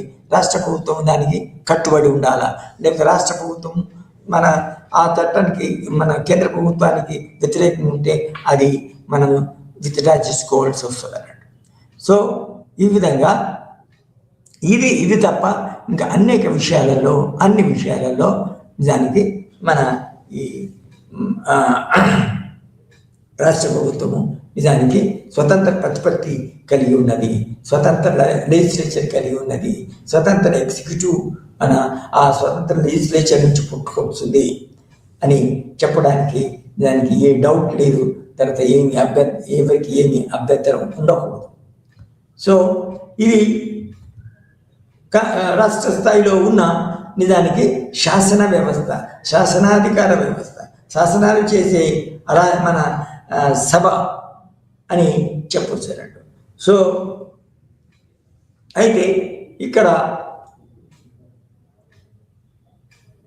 మన ముఖ్యంగా మనము రాజ్యాంగ ఇది కార్యనిర్వాహక వ్యవస్థను మనం చదువుతున్నాం కాబట్టి, అంటే రాష్ట్ర స్థాయిలో ఉన్న 3-4 ఇంపార్టెంట్ వ్యవస్థలు మన సంస్థలు ఏవైతే వాటి గురించి చర్చిస్తున్నాయి. కాబట్టి ఇప్పుడు మనము కొన్ని నిమిషాల్లో ఇది రాష్ట్ర ప్రభుత్వంలో ఉన్న కార్యనిర్వహణాధికారం, శాసనసభ, శాసన చేయు అధికారము కలిగి ఉన్న లెజిస్లేచర్ గురించి చదువుకున్నాం. ఏ విధంగా అందరి పౌరులు తర్వాత శాసనసభలో మన శాసనసభలో చేరడానికి, శాసనసభ్యత్వాన్ని పొందడానికి అది ఎన్ని ద్వారాకి వస్తారో అదేవిధంగా దానికి ఏ విధంగా మనకి మంత్రిమండలి ఏ విధంగా ఏర్పడుతుంది అంటే కార్యనిర్వాహకం వచ్చేవరకు ఏంటంటే సామాన్యంగా మన రాష్ట్ర స్థాయిలో ఉండే కార్యనిర్వాహక వర్గము గవర్నరు మరి క్యాబినెట్ ముఖ్యమైన. ఈ కార్యనిర్వాహక శాఖలో కార్యనిర్వాహక శాఖకి ముఖ్యంగా గవర్నరు మరియు అది. అయితే ఇక్కడ ఏంటంటే మనది పార్లమెంటరీ ప్రభుత్వం కాదు కాబట్టి నిజానికి ఈ క్యాబినెట్ అనేది మన ఈ స్టేట్ లెజిస్లేచర్ నుంచి పుట్టుకొస్తుంది. ఎట్లా అంటే స్టేట్ లెజిస్లేచర్ పార్టీలో దానికి మనం ఇప్పుడు ఎన్నికల ద్వారా మన శాసనసభ్యులందరూ నింపబడిన తర్వాత ఏ పార్టీకి అయితే మన వాట్ ఈస్ దట్ ఎక్కువ మన ఏ సభ్యులు ఎన్నుకొనబడి ఏ పార్టీ నుండి అయితే ఎక్కువ సభ్యులు ఉంటారో మెజారిటీ పార్టీ అంటున్నాడు. ఆ మెజారిటీ పార్టీ దానికి మన రాజ్యాంగం ప్రకారము ఈ మన కేంద్ర రాష్ట్ర స్థాయిలో మా కార్యనిర్వాహకము అంటే రూలింగ్ క్యాబినెట్ అడ్మినిస్ట్రేటివ్ మన అత్యున్నత అధికారాలు గల స్టేట్ క్యాబినెట్ రాష్ట్రం మాత్రమే వారికి రాష్ట్రం మాత్రమే కలిగి ఉంటుందని. సో ఆ రాష్ట్రం ఆ ప్రభుత్వం ఏర్పడడానికి ముఖ్యంగా ఇది ఈ మన మెజారిటీ మన సీట్లు సంపాదించిన పార్టీ ఏదో ఆ పార్టీ ఏం చేస్తుందంటే లెజిస్లేటివ్ మన మెజారిటీ పార్టీ లీడర్ అనుకుంటుంది. అదేవిధంగా ఆ మెజారిటీ పార్టీ లీడర్ ప్రపోజ్ చేసిన అతని దానికి చీఫ్ మినిస్టర్ అంటే రాజకీయ కార్యనిర్వాహక అధికారి రాష్ట్ర స్థాయిలో ఉండేవాడు చీఫ్ మినిస్టర్ అంటారు, సీఎం. సో ఈ సీఎం అనేవాడు మెజారిటీ పార్టీ యొక్క leader. So majority party leader అతను ముందుగా రాజ్యాంగ ప్రకారము ముందు మన ఇది రాష్ట్రపతి అతన్ని అపాయింట్ చేస్తాడు.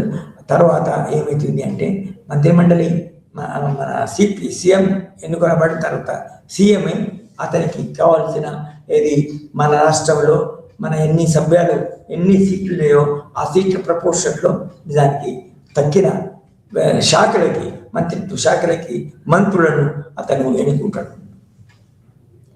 ఆ విధంగా మంత్రిమండలి ఏర్పడి. అయితే ఇక్కడ ఏమొచ్చిందంటే తప్పకుండా సోషల్ అండ్ ఎకనామిక్ ఇష్యూస్ తర్వాత మన అంశాలు ఇక్కడ మంత్రిమండలి ఏర్పాటు చేయడంలో దానికి ముఖ్యంగా మన ముఖ్య పాత్ర వహిస్తాయని చెప్పాలి. ఎందుకంటే మన రాష్ట్ర అయితే ఒకటి కంపల్సరీ, ఒకటి తన సొంత అభిప్రాయం ప్రకారము సొంత మన ఇష్టాల ప్రకారము నిజానికి మంత్రిమండలి ఏర్పాటు చేయడానికి వీల్లేదు. ఆ మంత్రిమండలి ఏర్పాటులో మన ఇది రాష్ట్ర స్థాయిలో ఉన్న శాసనసభ్యులు మాత్రమే అది మన అర్హత కలిగి ఉంటారు. అంటే దాని అర్థం ఏంటి అంటే సభ్యుడు కానివాడు ఇది మంత్రిమండలిలో చేర్చుకొనబడడానికి వీలు కాదు, అసాధ్యం అన్నట్టు. సో అలా ఆ పరిమితితో తర్వాత కొన్ని మన పార్టీ ఫ్యూచర్ ఎన్నిక ఎట్లా ఉంటుందో పార్టీ ఫ్యూచర్లో ఇంకా ఎన్నుకోవడానికి దానికి అందరికీ చాలా సోషల్ గ్రూప్స్కి మన ఫర్ ఎగ్జాంపుల్ వెనుకబడ్డ వారికి మన ఇది ప్రాతినిధ్యం ఇచ్చే విధంగా ఆ వెనుకబడ్డ వర్గం నుంచి దానికి మంత్రులను నియమించుకోవచ్చు అన్నట్టు. సో మంత్రులు ఆ విధంగా మన ఇది చీఫ్ ప్రైమ్ మన ఏది నాయకత్వం సీఎంగా ఎన్నుకొనబడ్డ నాయకుడు ఎవరైతే ఉన్నారో ఆ నాయకుడు ఏర్పాటు చేసుకుంటున్నాడు. ఉదాహరణకి మన రాష్ట్రంలో 112 ఉన్నాయి కదా కొన్ని మన శాసనసభ స్థానాలు ఉన్నాయి కదా, నియోజకవర్గాలు ఉన్నాయి కదా, దానికి ప్రపోర్షనల్గా మంత్రిమండలి. కానీ ఏమైందంటే ఒకటి ఇక్కడ ప్రస్తావించిన కొంచెం డీవియేషను అయితే ఇక్కడ ప్రస్తావించింది ఏంటంటే ఇదివరకు మన రాష్ట్రము ఉమ్మడి ఆంధ్రప్రదేశ్ అయి ఉంది కదా. అటువంటి ఎప్పుడు ఏంటంటే అప్పుడు ఓటర్లు తర్వాత దీని విస్తరణ నియోజకవర్గాలు చాలా ఎక్కువ ఉండాలి. సో చాలా ఎక్కువ ఉన్నప్పుడు నిజానికి ఆ ప్రపోర్షనట్లో పీపుల్స్ రిప్రజెంటేటివ్ యాక్ట్ ప్రకారం ఏంటంటే ఆ ప్రపోర్షనేట్లో నిజానికి మంత్రులు ఉండాలి. అయితే ఒక శాఖకి నిజానికి ఒక మంత్రి ఉండేవాడు, ఒక శాఖకి మంత్రి ఉండేవాడు. కానీ ఇప్పుడు ఈ రాష్ట్రాలు చిన్నవి అయిన తర్వాత ఆ విధంగా జరగడం లేదు. ఒకే మన శాసనసభ్యునికి ఒకే మంత్రి కింద అనేక శాఖలు ఉండడానికి మాత్రమే అవకాశం ఉంది. ఒక శాఖకి ఒక మంత్రి ఉండడానికి వీల్లేదు. ఎందుకంటే మన చిన్న రాష్ట్రం అయినప్పుడు నిజానికి తక్కువ మంత్రులు మాత్రమే నియమించబడాలి. అదొకటి మనం గుర్తుంచుకోవాలి. ఎందుకంటే మీరు ఇప్పుడు చూడండి, మీరు మన రాష్ట్రంలో తెలంగాణ రాష్ట్రంలో మనకి స్పష్టంగా అందరికీ తెలుసు ఏ విధంగా మన home and education and 1 or 2 other ఈ శాఖలు మన రేవంత్ రెడ్డి సీఎం అయిన మన సీఎం సీఎం సీట్లో ఉన్న రేవంత్ చేతిలో ఉన్నాయన్నట్టు. అదేవిధంగా బట్టి విక్రమన్ ఫైనాన్స్ ఏదో అతని చేతిలో ఉంది. అదేవిధంగా మన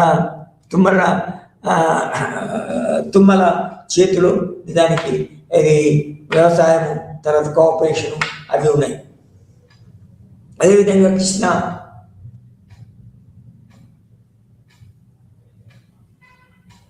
కృష్ణరావు చేతిలో అంటే ఒక్కొక్క మంత్రికి ఎక్కువ మంత్రిత్వ శాఖలు ఉన్నాయంట. సో అది నిజానికి చిన్న రాష్ట్రం అయినప్పుడు ఒక రకమైన మన డిసడ్వాంటేజ్ అని చెప్పాలి. సో అది ముఖ్యం కాదు.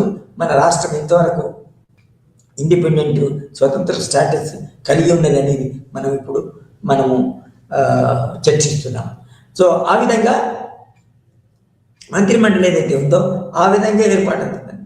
అయితే ఇక్కడ మనము కొంచెం గమనించవలసింది ఏంటంటే ఈ కొన్ని రాజ్యాంగ సూత్రాలు పాటిస్తూనే అతను మన పార్టీ యొక్క పార్టీ అందరికీ ప్రాతినిధ్యం వహిస్తుందా లేదా, పార్టీ అన్ని సోషల్ గ్రూప్స్కి సామాజిక వర్గాలకి మన ప్రాతినిధ్యం ఇస్తుందా లేదా అని మనం చూస్తే నిజానికి ఈ మంత్రి అంటే సీఎం ఏదైతే అన్ని సోషల్ గ్రూప్స్కి ప్రాధాన్యత ఇవ్వాలి. అంటే సామాన్యంగా సూత్రం ఏంటంటే ఏ సోషల్ వర్గము సామాజిక వర్గము ఎక్కువ పాపులేషన్ కలిగి ఉందో ఆ సామాజిక వర్గానికి దానికి ఎక్కువ మంత్రిత్వ శాఖలు ఇవ్వాల్సి ఉంటుంది. ఫస్ట్ ఆ సామాజిక వర్గం తప్పకుండా రిప్రజెంట్ చేయాలా. అదేవిధంగా ఆ ఎక్కువ పాపులేషన్ ఉన్న సామాజిక వర్గానికి నుండి ఎక్కువ మంత్రులను అది చేయాలి. ఇంకొకటి ఏముంటుందంటే మన ప్రతి మంత్రిమండలిలో తప్పకుండా ఏ సామాజిక వర్గం అయినా పర్వాలేదు మంత్రిమండలిలో స్త్రీలు ఉండాలి, ఒక ప్రపోర్షన్లో స్త్రీ ఉండాలి. ఉదాహరణకి కేసీఆర్ యొక్క మంత్రివర్గంలో 2 మంత్రివర్గాల్లో మన 2 టర్మ్స్లో 10 yearsలో నిజానికి ఒక లాస్ట్ టైం సెకండ్ టర్మ్లో మాత్రమే ఈయన సవితారెడ్డి మరియు ఇతర రాథోడ్ ఇద్దరికి ఇచ్చాడు. కానీ ఫస్ట్ మంత్రిమండలిలో ఫస్ట్ టర్మ్లో ఎవరికి ఇవ్వలేదు, చివరికి 5 members ఇవ్వలేదు. సామాన్యంగా ఈ కేసీఆర్ తప్ప చాలా మంత్రిమండలిలో మన రాష్ట్రంలో ఏర్పడిన మంత్రిమండలిలో తప్పకుండా కొందరు మన మంత్రులుగా నియమించండి. అంటే సోషల్ గ్రూప్స్ మనం ఏదైతే చర్చించుకున్నామో జెండర్, అదేవిధంగా ఎస్సీ ఎస్టీ రిజర్వేషన్స్ ఉన్నాయి, ఎస్సీ ఎస్టీ మినిస్టర్స్ ఉండాలా. అయితే ఇక్కడ సమస్య ఎక్కడ వస్తుందంటే మరి ఇన్ని సామాజిక వర్గాలకి సంబంధించిన వ్యక్తులను మంత్రిమండలిలో తీసుకోవాలంటే నిజానికి అన్ని మంత్రిత్వ శాఖలు మంత్రులకు అధికారాలు ఇవ్వడానికి, మంత్రులుగా అపాయింట్ చేయడానికి ఈ పాపులేషన్ ప్రాబ్లం ఉంటుంది కాబట్టి అన్ని చేయలేరు. కాబట్టి ఏం చేస్తారంటే ఒక మంత్రి అనేక విషయాలను రిప్రజెంట్ చేసే విధంగా, అనేక విషయాలను పరిగణలోకి తీసుకునే విధంగా నిజంగా అమలు చేయబడుతుంది. ఫర్ ఎగ్జాంపుల్ మనకి మన జెండర్ అంటే స్త్రీలకు ప్రాతినిధ్యం ఇవ్వాలా, అదే కాకుండా మన రాష్ట్రంలో ఉన్న ట్రైబల్స్కి కూడా ప్రాతినిధ్యం ఇవ్వాలా. అయితే ఈ 2 ప్రాతినిధ్యాలకి, 2 యొక్క అవసరాలకి ఒకే మంత్రి మన అపాయింట్ చేస్తే ఆ 2 సమస్యలు అనేది పరిష్కారం అవుతాయి, 2 అవసరాలు మనకు తీరుతాయి అన్నట్టు. ఎట్లా అంటే ఇప్పుడు సీతక్క అనే ఆమె నిజానికి ఆమె జెండర్ యొక్క ప్రాబ్లమ్ని రిప్రజెంట్ చేస్తుంది, జెండర్ రిప్రజెంటేషన్ ఉండాలనే అవసరాన్ని ఆమె పరిష్కరిస్తుంది. అదేవిధంగా ట్రైబల్స్ యొక్క మన ప్రాతినిధ్యం ఉండాలా అనేదాన్ని వచ్చేస్తుంది. అదేవిధంగా బీసీలలో కొండా సురేఖ, ఆ కొండా సురేఖ కూడా బీసీల యొక్క ప్రాతినిధ్యం ఉండాలనే అంశాన్ని ఆమె అడ్రస్ చేస్తుంది, పరిష్కరిస్తుంది. అదేవిధంగా జెండర్ కూడా ఉండాలా మంత్రివర్గంలో అనే విధంగా జెండర్ కూడా రిప్రజెంట్ చేస్తుంది.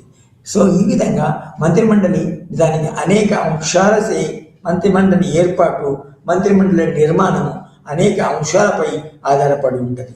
లేకపోతే ఇది ఒక మంత్రి, ఒక చీఫ్ మినిస్టర్ ఎవరైతే ఎన్నుకొనబడతాడో ఆ చీఫ్ మినిస్టరు నిజానికి అనే మన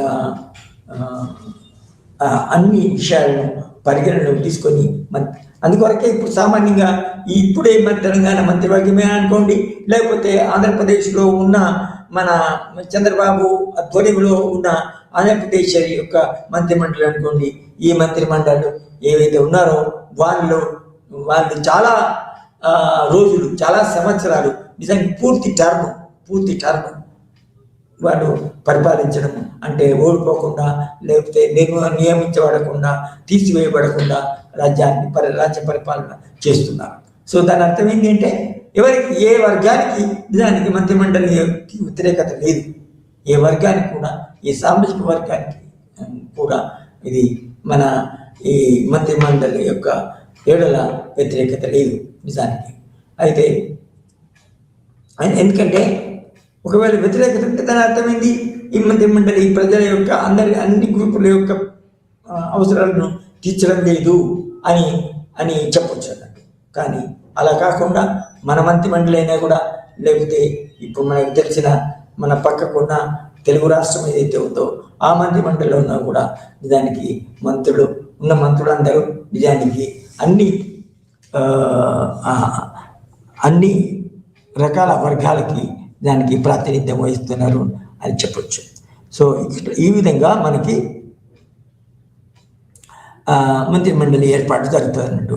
సో ఈ మంత్రిమండలి ఏర్పాటు అనేది మన ముందుగాల ఫైనల్గా ఎట్లా మన చీఫ్ మినిస్టర్తోని నియమించబడ్డ అది నిజానికి ఆమోదం పొందాల్సింది మన గవర్నర్ ద్వారా, గవర్నర్ యొక్క ముద్ర ఉండవాలని. ఎందుకంటే ఒకసారి అది కంపల్సరీ కూడా ఇది మన మన ఒక మెజారిటీ ప్రాతినిధ్య ప్రభుత్వం చట్ట ప్రకారం ఏంటంటే మనకు మన శాసనసభలో కావలసిన మెజారిటీ అంటే మన మెజారిటీ ప్రిన్సిపల్ ఏంటంటే శాసనసభలో అందరూ మన హాఫ్ మెజారిటీ కంటే ఎక్కువ మెజారిటీ కానీ హాఫ్ కంటే ఎక్కువ మెజారిటీ కానీ ఎక్కువ సభ్యులను కలిగి ఉండాలి. ఆ విధంగా కలిగి ఉన్న తర్వాత మన గవర్నర్ ముందు ఆ యొక్క సభ్యులని ఎవరు నాకు ఇంతమంది మెజారిటీ ఉంది, మోర్ దెన్ 50% నాకు ఉంది అని ఆ లీడర్ ఆఫ్ మెజారిటీ పార్టీ ఉన్నారో ఆ leader of the majority party నిజానికి ఆ సంఖ్యను ప్రభుత్వానికి గవర్నర్కి చూపించవచ్చు. అప్పుడే గవర్నర్ యాక్సెప్ట్ చేసి అతను ఇతర మంత్రులను అపాయింట్ చేస్తాడు అన్నట్టు. ఒకవేళ కావాల్సిన మెజారిటీ తక్కువ ఉంటే అప్పుడు నిజానికి వేరే పార్టీల నుంచి సభ్యులను సహాయం తీసుకొని లేదా పార్టీ మొత్తాన్ని వేరే ఏదైనా పార్టీ ఆ పార్టీ యొక్క సమర్థన తీసుకొని నువ్వు మళ్ళీ తప్పకుండా మెజారిటీ సభ్యులను తీసుకొని రాని అంటే ముందు లేనప్పుడు నిజానికి చాలా ఇంట్రెస్టింగ్ ఏంటంటే మొన్న కొన్ని నెలల క్రితము మన తమిళనాడులో ఏర్పడ్డ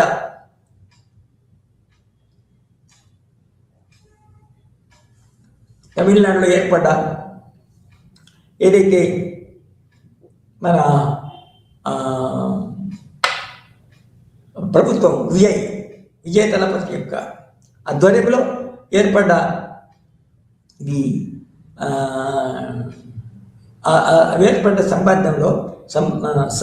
సందర్భంలో నిజానికి మన కావలసినంత మెజారిటీ లేదు. అత్యధిక సభ్యులను పొందిన పార్టీగా అయింది, కానీ ఎంత కావాలో ఎగ్జాక్ట్ వేరే పార్టీలు పొందిన సభ్యుల కంటే ఎక్కువ ఉన్నాయి. ఇంకేం వేరే పార్టీలు 3-4 ఉన్నాయి. అందులో మన ఒరిజినల్ మన డిఎంకే ఉంది, తర్వాత వచ్చిన ఏఐడిఎంకే ఉంది, దాని తర్వాత మన బీజేపీ ఉంది, కాంగ్రెస్ ఉంది, తర్వాత ఇంకా వేరే ముస్లిం పార్టీ ఇట్లా ఉన్నాయి కదా. అయితే ఈ పార్టీలన్నీ ఈ విజయ దళపతి యొక్క పార్టీ ఏదైతే ఉందో దానికి వచ్చినంత మెజారిటీ రాలేదు. కానీ ఎంత మెజారిటీ ఉండాలనో రూల్ ప్రకారం అంత మెజారిటీ సంపాదించలేదు. అయితే నిజానికి 108 ఎన్నో వచ్చినాయి. అయితే ఇంకొక 10-12 సభ్యులు రావాల్సి ఉంది. అట్లా రావాలన్నప్పుడు ఆ యొక్క అత్యధిక మెజారిటీ కలిగిన నాయకుడు ఎవరే ఉన్నాడో అంటే ఇతర పార్టీల కంటే మెజారిటీ సభ్యులు పొందిన వాడు ఉన్నాడో వాళ్ళ వేరే పార్టీల యొక్క మన ఆమోదం పొంది సపోర్టు మద్దతు తీసుకొని వాళ్ళ సభ్యులను తీసుకెళ్ళి మన మెజారిటీ కావాల్సిన మెజారిటీకి గవర్నర్కు చూపించాలి, అతన్ని తృప్తిపరచాలి. అప్పుడే నిజానికి ప్రభుత్వం ఏర్పడుతుంది. అంటే ఆ విధంగా ఏంటంటే మనకి ప్రజాస్వామ్యం వట్టి ప్రాతినిధ్యమే కాకుండా నిజానికి మెజారిటీ కలిగి కూడా ఉండాలనే సూత్రం ఉంది అని రూల్ ఆఫ్ ద మెజారిటీ. అల్టిమేట్గా అన్ని పార్టీలు ఏ పార్టీ అధికారంలోకి వచ్చినా కూడా రాజ్యాంగం ఏదైతే రాజ్యాంగం ప్రకారం పోవాలి. కానీ మనము గ్రాస్ రూట్ లెవెల్లో యాక్చువల్ ఫీల్డ్లో నిజానికి రాజ్యాంగ సూత్రము ఖచ్చితంగా మన అమలు కాదని అంటే సంఖ్యాపరంగా అమలు కాదు, జస్ట్ మెజారిటీ ఉండాలి. సో మెజారిటీ నిజానికి మెజారిటీ ఒకటే పార్టీ ఉండనక్కర్లేదు, 10 పార్టీలు కూడా కలిసి ఒక మంత్రిమండలిని ఏర్పాటు చేసుకోవచ్చు. ఎందుకంటే అయితే మీకు తెలుసు కదా, సామాన్యంగా మన మొన్నటి వరకు అంటే ఒక 10-15 సంవత్సరాల వరకు నిజానికి మన ఒక్కొక్క పార్టీ సెపరేట్గా ఇంకొకరికి సపోర్ట్ చేయకుండా ఇండిపెండెంట్గా మన ఎన్నికలో పాల్గొనేది. ఓటర్స్ యొక్క సపోర్టును ఓట్ల కొరకు మన అభ్యర్థించేది అంటూ. కానీ దానివల్ల ఏమైందంటే ఒక్కొక్క పార్టీలో ఓట్లు అనేది చీలిపోతాయంటూ. ఒకే పార్టీ అత్యధిక మెజారిటీ సంపాదించే అవకాశం ఉండకుండా పోతుంది. అప్పుడేమవుతుందంటే పోటీ చేసిన పార్టీలలో నిజానికి ఏ పార్టీకి అయితే ఇతర పార్టీలకు వచ్చిన సభ్యులకు ఎక్కువ ఉంటుందో ఆ పార్టీకే ఆ పార్టీ మెజారిటీ పార్టీ అంటారు. దానికి అది నిజమైన మెజారిటీ కాదు. ఎందుకంటే ఉదాహరణకి వేరే పార్టీలకి మనకు తెలుసు కదా, అవి 49 డిఎంకే, తర్వాత అరౌండ్ 50 ఇంకొక పార్టీ, తర్వాత బీజేపీ ఒకటే, తర్వాత కాంగ్రెస్ పార్టీ ఏదో 5 ఉన్నాయి, తర్వాత అట్లా ఉన్నాయి కదా. అట్లా చీలినాయి. ఒక్క విజయదళపతి పార్టీకే 100 కంటే ఎక్కువ వచ్చినాయి. సో దానివల్ల ఏమవుతుంది అంటే మన ఇదివరకు అంటే ఫ్రంట్ పాలిటిక్స్ అంటే మన అలయన్స్ పాలిటిక్స్ ఏదైతే ఉందో ఇది వచ్చిన తర్వాత దానికి ఓటు చీలకుండా మన 2-3 పార్టీలు కలిసి ఒక కూటమి ఏర్పాటు చేసుకుంటారు. దాని ఫ్రంట్ అంటారు. ఆ ఫ్రంట్ విధానానికి చాలా ముఖ్యమైన నేషనల్ లెవెల్లో ఫ్రంట్ విధానాన్ని అనుసరించే పార్టీలు ఏంటంటే లెఫ్ట్ ఫ్రంట్. అంటే లెఫ్ట్ పార్టీ యొక్క మన ఆధ్వర్యంలో లెఫ్ట్ పార్టీలో కలిగి ఉన్న మన కూటమి అన్నట్టు. ఫ్రంట్ అంటే కూటమి, అదొక ఫేమస్ కూటమి అన్నట్టు. అది చెల్లారి చాలా రోజులు అట్లే ఉంటుంది. అదేవిధంగా డెమోక్రాటిక్ ఫ్రంట్, అది కాంగ్రెస్ పార్టీ ఆధ్వర్యంలో. లెఫ్ట్ ఫ్రంట్ లెఫ్ట్ పార్టీల ఆధ్వర్యం, అందులో ఉండే మన పార్టీలు కూడా లెఫ్ట్ సిద్ధాంతాన్ని ఐడియాలజీని కలిగి ఉంటాయి. అదేవిధంగా యునైటెడ్ డెమోక్రాటిక్ ఫ్రంట్ అనేది కాంగ్రెస్ ఆధ్వర్యంలో ఉంటుంది. సో ముఖ్యంగా ఈ 2 ఫ్రంట్లు మనకి చాలా కాలం నుంచి, దశాబ్దాల నుంచి నడుస్తున్న విధి కేరళలో ఉందన్నట్టు. అదేవిధంగా మన మమతా బెనర్జీ అధికారంలోకి రాకముందు నిజానికి ఒక 30 సంవత్సరాల కంటే ఎక్కువ కాలం మన లెఫ్ట్ ఫ్రంట్ వెస్ట్ బెంగాల్లో ఉంది అన్నట్టు. అదేవిధంగా ఆ 2 ఈ మన ఫ్రంట్ యొక్క ఉదాహరణలే కాకుండా నిజానికి నేషనల్ డెమోక్రాటిక్ ఫ్రంట్ NDA ఇప్పుడు ఏదైతే నిజానికి కేంద్ర స్థాయిలో అధికారాన్ని మన చేపట్టిందో, అదేవిధంగా అనేక రాష్ట్రాలలో కూడా చాలా మెజారిటీ రాష్ట్రాలలో కూడా మన NDA ప్రభుత్వము అధికారంలో ఉంది అన్నట్టు. ఇది ఏర్పాటు చేసింది అంటే అలయన్స్ పాలిటిక్స్. అదేవిధంగా మన ఇండి అనేది అంటే ఇదివరకు మన UPI అనేది ఉండే, వాళ్ళు ఇండిగా మార్చారన్నట్టు.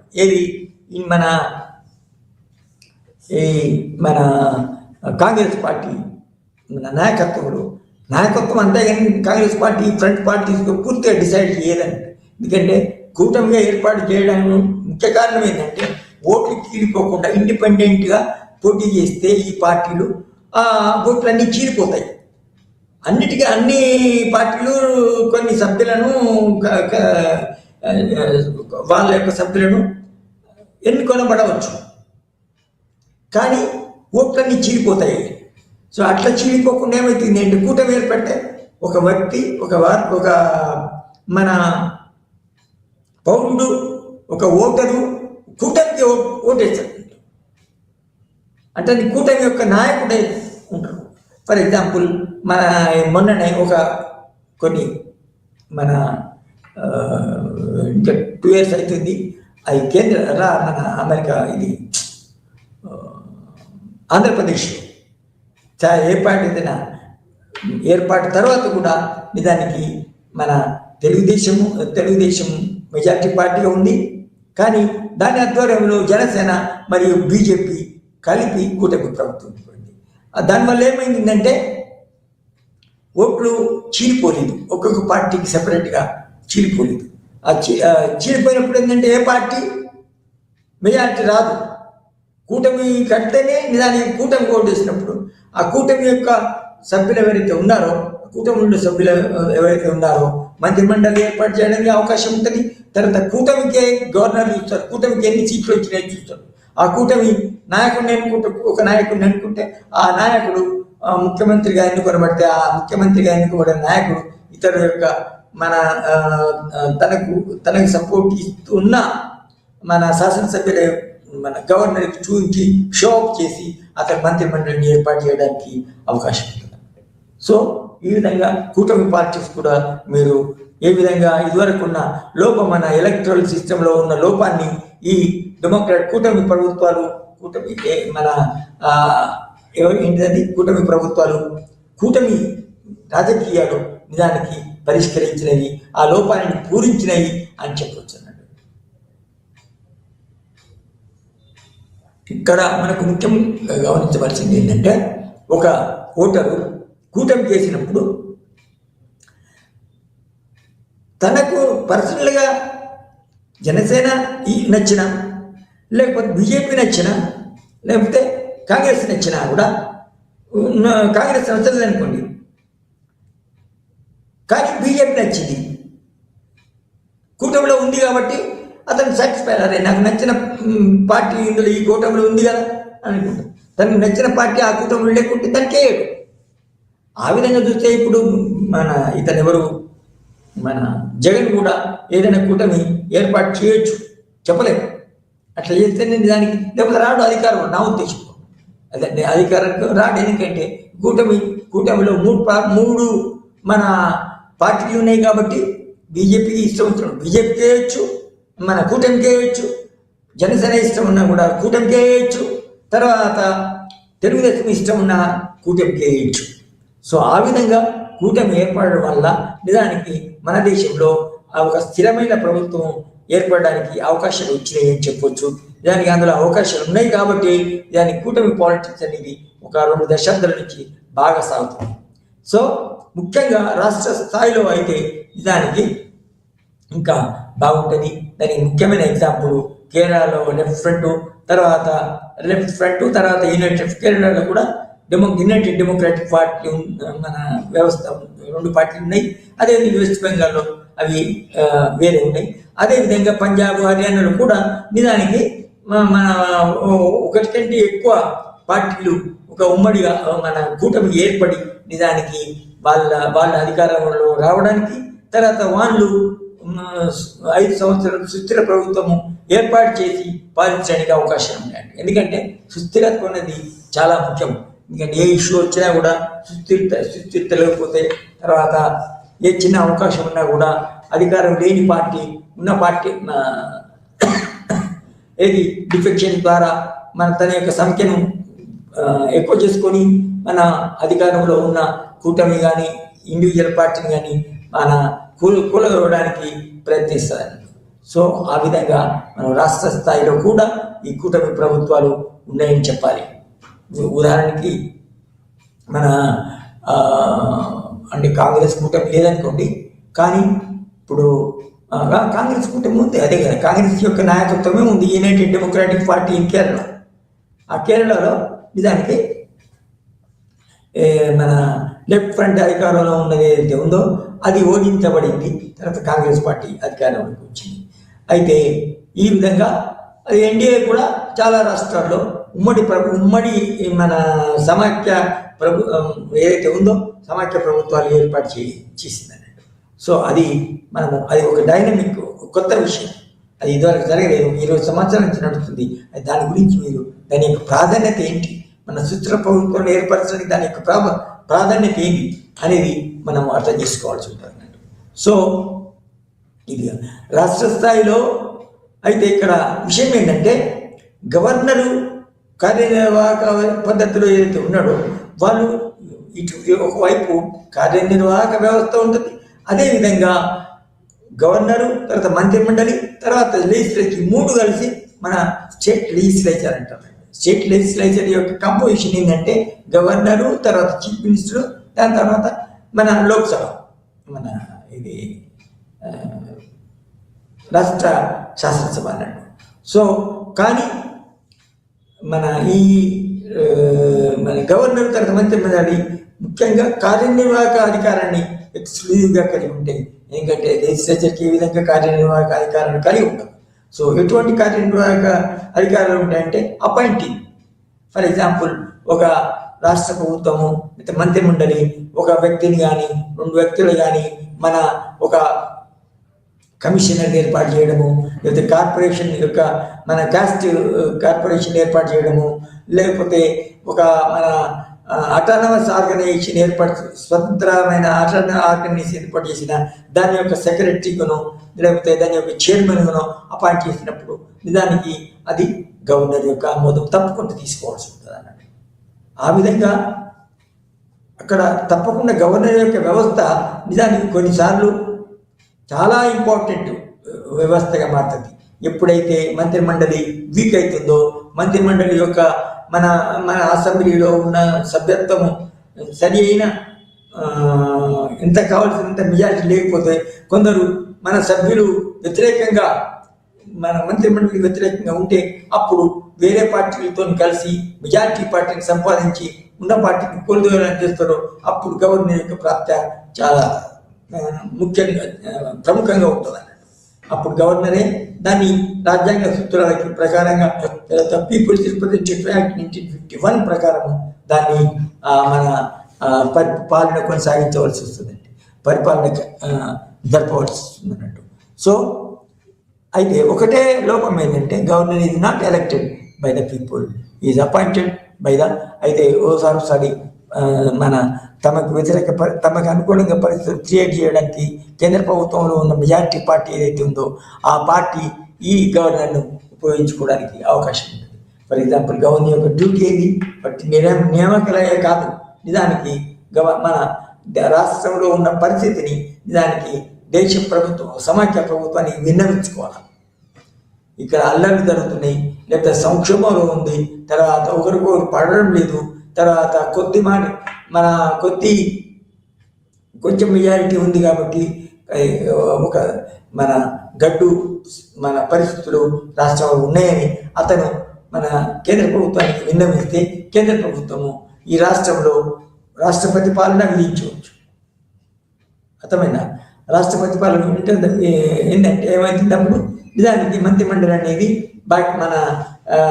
ఇది తీసివేయబడుతుంది, డిస్మిస్ చేయబడుతుంది.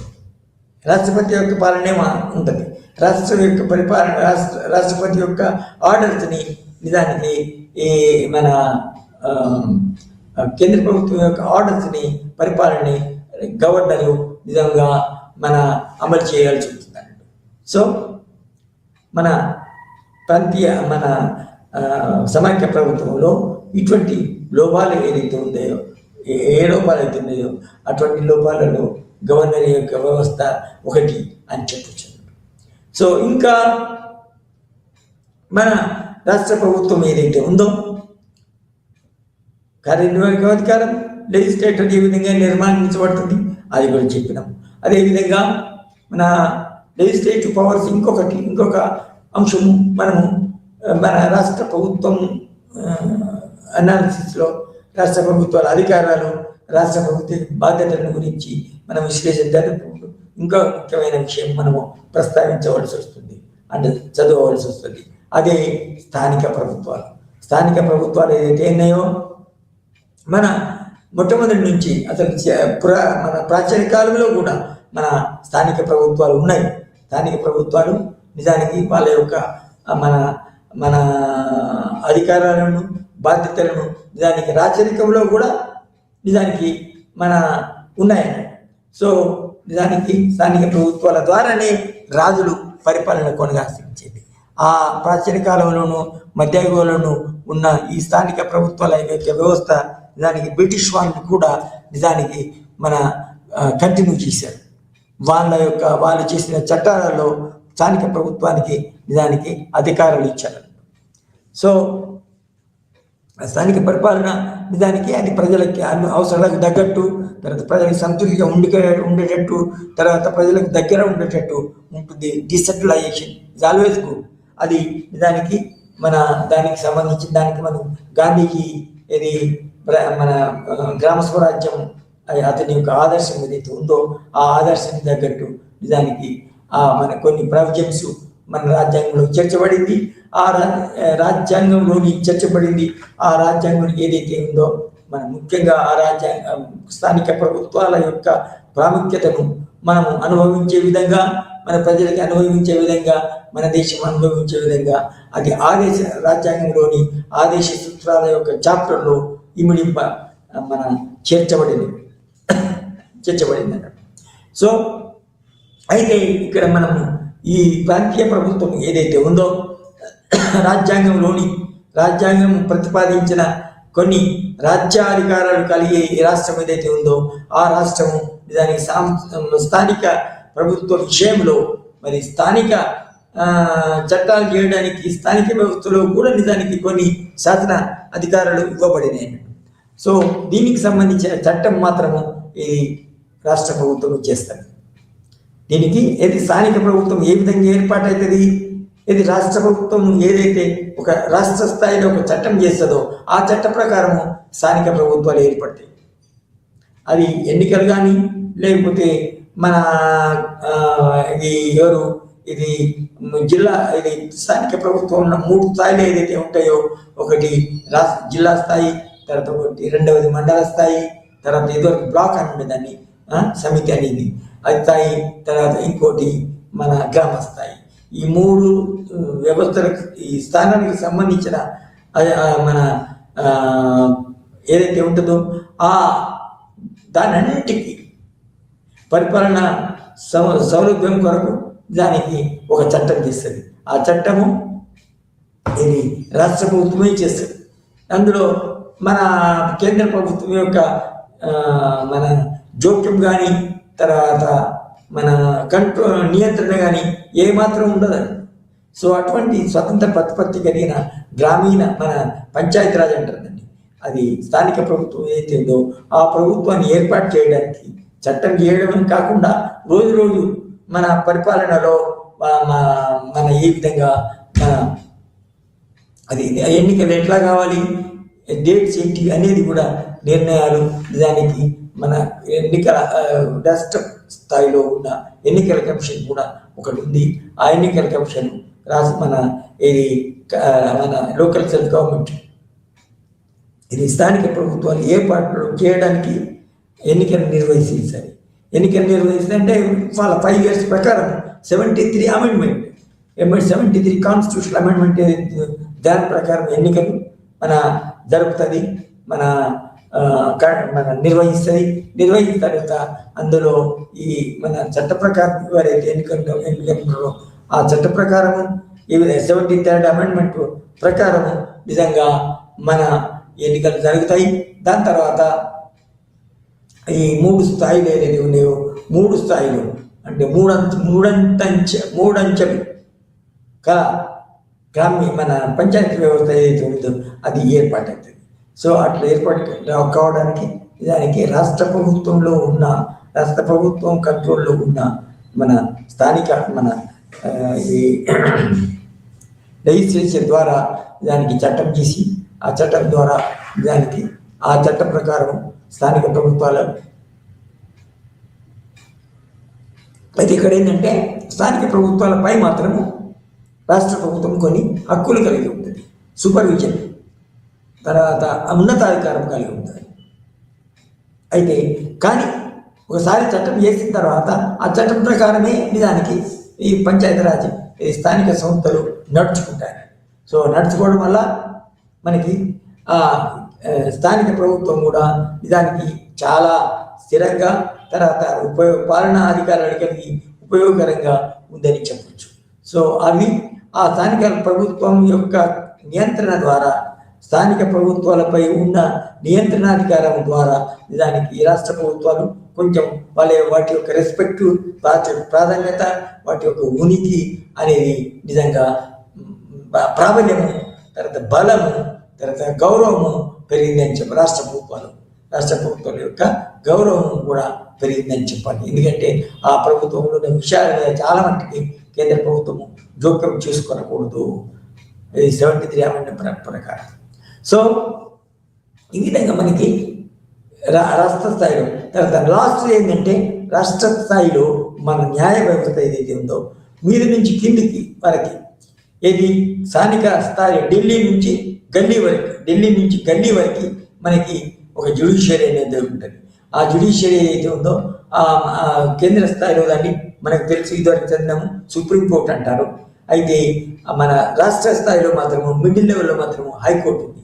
హైకోర్టు తర్వాత చివరికి మున్సిపల్ కోర్టు, తర్వాత డిస్ట్రిక్ట్ కోర్టు. సో ఈ డిస్ట్రిక్ట్స్ కోర్టు, హైకోర్టు తర్వాత కేంద్ర స్థాయిలో ఉన్న వాళ్ళు ఎవరైతే ఉన్నారో ఆ విధంగా కూడా దానికి మన రాష్ట్ర ప్రభుత్వము ఒక స్వతంత్ర ప్రతిపత్తి, ఒక గౌరవం కలిగిందని చెప్పొచ్చు. కానీ ఒకటి ఒకటి మనం తెలుసుకోవాలంటే ఈ మన కేంద్ర రాష్ట్ర స్థాయిలో ఉన్న హైకోర్టు నిజంగా ఇండిపెండెంట్ కాదు. అది సుప్రీంకోర్టు యొక్క మన నియంత్రణలో ఉంటుంది, కంట్రోల్లో ఉంటుంది. ఏదైనా హైకోర్టులో ఉన్న చట్టము మన మన ఏమంటారు దాన్ని జడ్జిమెంట్ ఏదైతే ఉందో ఆ జడ్జిమెంట్ని సుప్రీంకోర్టు తోసిపుచ్చు. సో ఆ విధంగా కొంచెం మన రాష్ట్ర ప్రభుత్వం ఏదైతే ఉన్నదో ఈ జ్యుడిషియల్ విషయాలు మాత్రం స్వతంత్రంగా లేదు అని చెప్పొచ్చు అన్నట్టు. ఒక కార్యనిర్వాహక వ్యవస్థ ప్రకారము, తర్వాత చట్టాల పరంగా మాత్రం ఇండిపెండెంట్గా ఉంది అని చెప్పొచ్చు. ఇంతటితో ఈ మన లెక్చర్ ముగుస్తుంది. Thank you.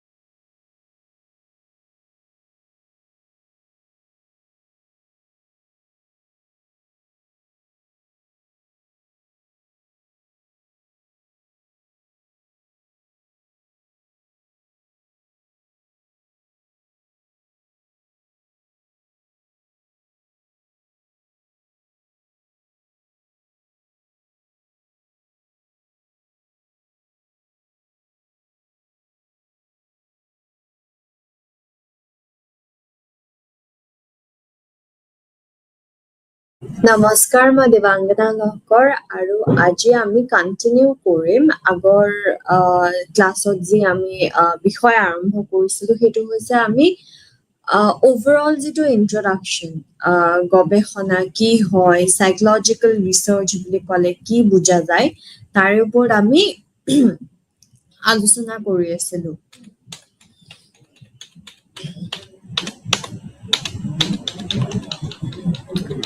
তো এতিয়া আজি আমি আৰম্ভ কৰিম হেৰি steps in research ঠিক আছে যেতিয়া আমি গৱেষণা কৰো তো গৱেষণাৰ সময়ত আমি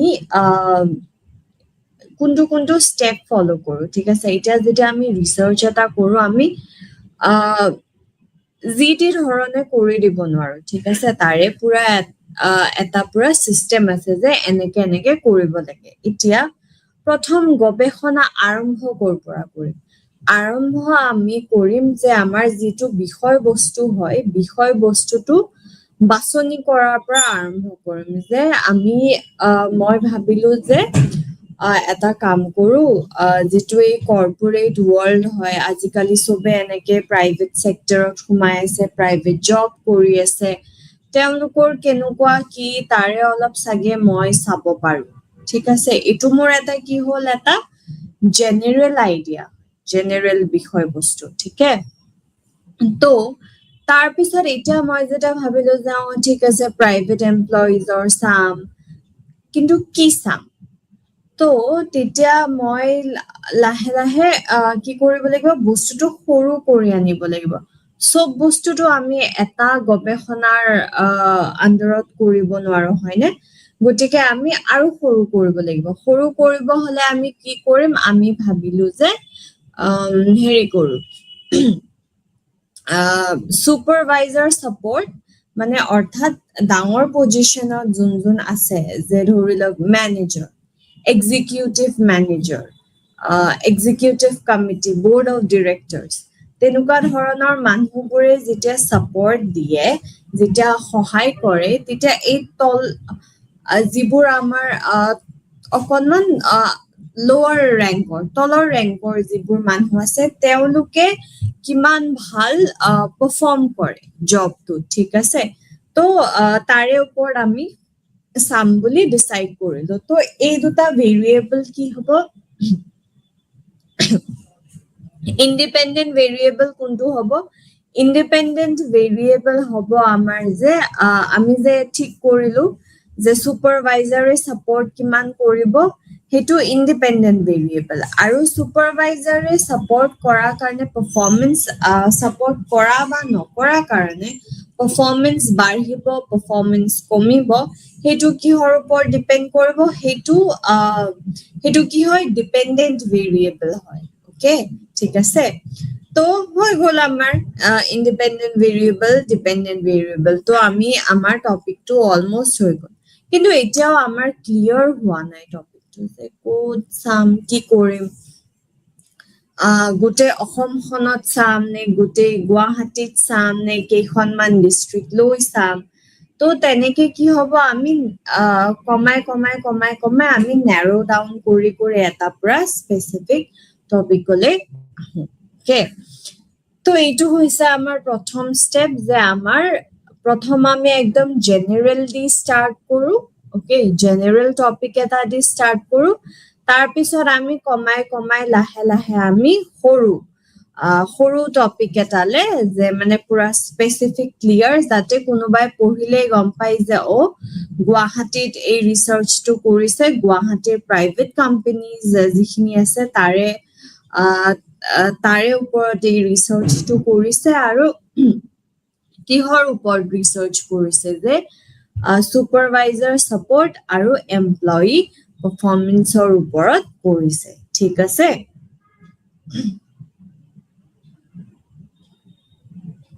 তাৰ পিছত আমি অকল টপিকটো কৰিলেই নহব ঠিক আছে টপিকটো আমি ভাবি উলালেই নহব আমি ৰিভিউ অফ লিটাৰেচাৰ কৰিব লাগিব এটা ৰিভিউ অফ লিটাৰেচাৰ কি হয় আমি যেনেকে এই টপিকটো লৈছো এনেকুৱা ধৰণৰ ৰিলেটেড বা এনেকুৱা ধৰণৰ একদম চিমিলাৰ একে টপিক বেলেগেও কৰিব পাৰে তো কিমানখিনি কৰিছে যে অকল মতা মানুহৰ ওপৰতে কৰিছে নেকি মহিলাখিনিক এৰি গৈছে নেকি নাই ট্ৰান্সজেন্ডাৰ ইনক্লুড কৰা নাই নেকি তো এই কি কৰিছে কি কৰা নাই ৰিচাৰ্চ গ্যাপ কিমান আছে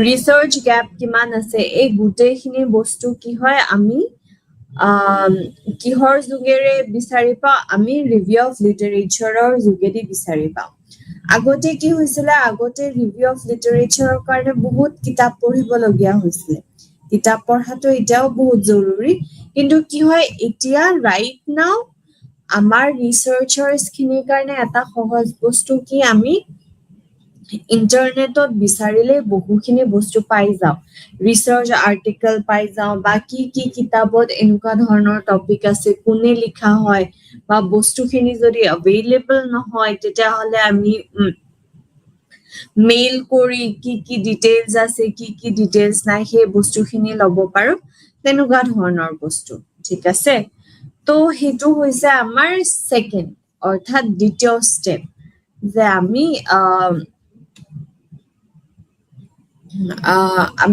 হেৰি কৰিছো ৰিভিউ অফ লিটাৰেচাৰ কৰিছো ঠিক আছে তাৰ পিছত আছে আমাৰ নেক্সট যে আমি হাইপোথেসিস বনাব লাগে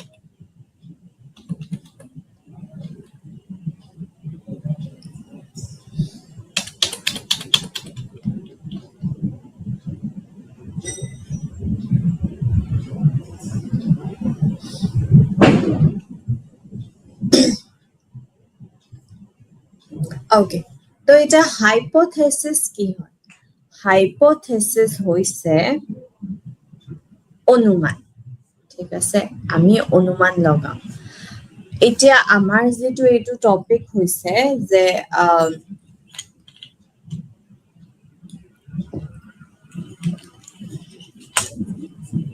আমি ধৰি লওক এই টপিকটো এটো লৈছো যে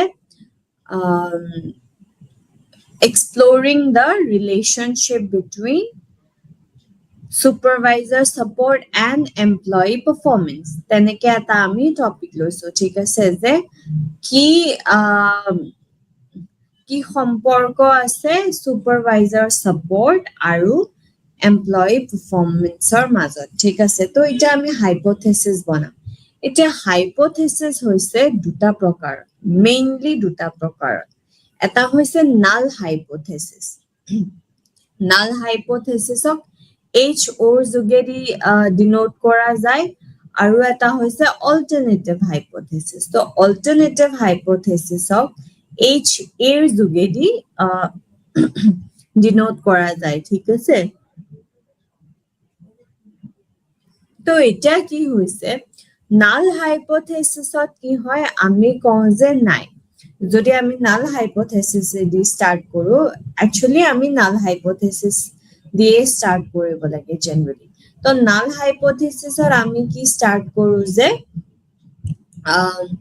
একো ৰিলেশনশিপ নাথাকিব বা একো সম্পৰ্ক নাথাকিব এমপ্লয়ি পারফরম্যান্স আৰু সুপারভাইজাৰ সাপোর্টৰ মাজত কোনো সম্পৰ্ক নাথাকে হেতু হৈছে নাল হাইপোথেসিস আৰু অল্টাৰনেটিভ হাইপোথেসিসৰ কি হয় অল্টাৰনেটিভ হাইপোথেসিসৰ এটা হৈছে ডিৰেকশনাল হাইপোথেসিস আৰু এটা নন ডিৰেকশনাল হাইপোথেসিস মানে অল্টাৰনেটিভ হাইপোথেসিস দুই প্ৰকাৰ ডিৰেকশনাল হাইপোথেসিস আৰু নন ডিৰেকশনাল হাইপোথেসিস এটা আপোনালোকে এটা কথা মনত ৰাখিব লাগিব যে এই যে আমাৰ নৰ্মেল প্ৰবাবিলিটি কাৰ্ভডাল থাকে তো কাৰ্ভৰ বাওঁফালে সদায় নেগেটিভ আৰু সোঁফালে সদায় পজিটিভ থাকে ঠিক আছে তো যেতিয়া আমি কওঁ যে নন ডিৰেকশনাল আমি এটো কওঁ যে এই দুটা ভেৰিয়েবলৰ মাজত ইন্ডিপেন্ডেন্ট ভেৰিয়েবল আৰু ডিপেন্ডেন্ট ভেৰিয়েবল এই দুটাৰ মাজত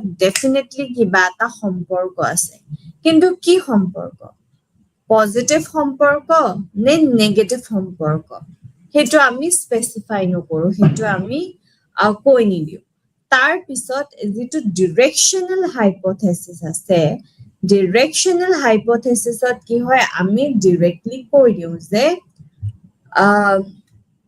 yes এটা রিলেশনশিপ আছে আৰু কি রিলেশনশিপ যে পজিটিভ রিলেশনশিপ যদি সুপারভাইজার সাপোর্ট বেশি পাইছে তেতিয়া হলে এমপ্লয়ি পারফরম্যান্সও বাঢ়িব ঠিক আছে তো আমি বিভিন্ন ধৰণৰ হাইপোথেসিস আমি গঢ় দিব পাৰো বা আমি অনুমান লগাব পাৰো কিন্তু ৰিসাৰ্চত কি হয় আমি ম্যাক্সিমাম টাইম নাল হাইপোথেসিস এদি আৰম্ভ কৰো ওকে যে কোনো সম্পৰ্ক নাই দুটা বা দুটাতকৈ অধিক ভেৰিয়েবলৰ মাজত একো সম্পৰ্ক নাই কিয় কাৰণ কি আমি যদি আমি আগতীয়াকে ধৰিব নিবিচাৰো আৰু আমি অল্টাৰনেটিভ হাইপোথেসিস কেতিয়া লওঁ যেতিয়া আমাৰ হাতত বহুতখিনি এভিডেন্স আছে যে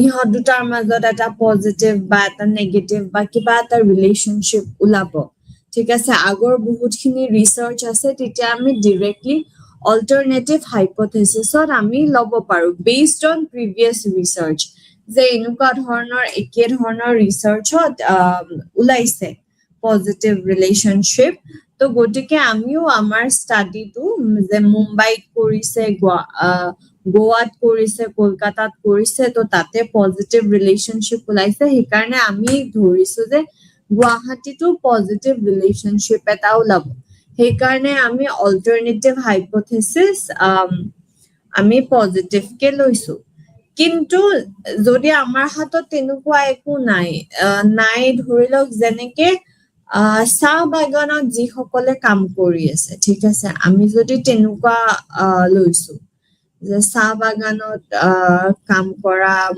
মহিলা খিনিৰ ওপৰত আমি এটা ৰিসাৰ্চ কৰিম তো তেওঁলোকৰ সুপারভাইজারে দিয়া সাপোর্টত তেওঁলোকৰ পারফরম্যান্স ইনক্রিজ হয় না না এটা চাহ বা প্রাইভেট কোম্পানিৰ তুলনাত চাহ বাগানৰ এমপ্লয়ি সকলৰ ৰিসাৰ্চ বহুত কম হয় কি নহয় গতিকে আমাৰ হাতত ইমান তথ্য নাই এটো কব কাৰণে যে নাই পজিটিভ ৰিলেশনশিপে হ'ব বা নেগেটিভ ৰিলেশনশিপে হ'ব ঠিক আছে গতিকে তেতিয়া আমি কি কৰো আমি ইমান হেডেক নলওঁ আমি ডাইৰেক্ট নাল হাইপোথেসিসৰ যোগেদি আৰম্ভ কৰো যে চলো যে সুপারভাইজার সাপোর্ট আৰু এমপ্লয়ি পারফরম্যান্সৰ মাজত একো তেনেকুৱা ধৰণৰ ৰিলেশনশিপ নাই ঠিক আছে তো তেনেকে আমি আৰম্ভ কৰিম কিন্তু এটা কথা আমি হাইপোথেসিস আমি অনুমানটো ফর্ম কৰিলেও গোটেই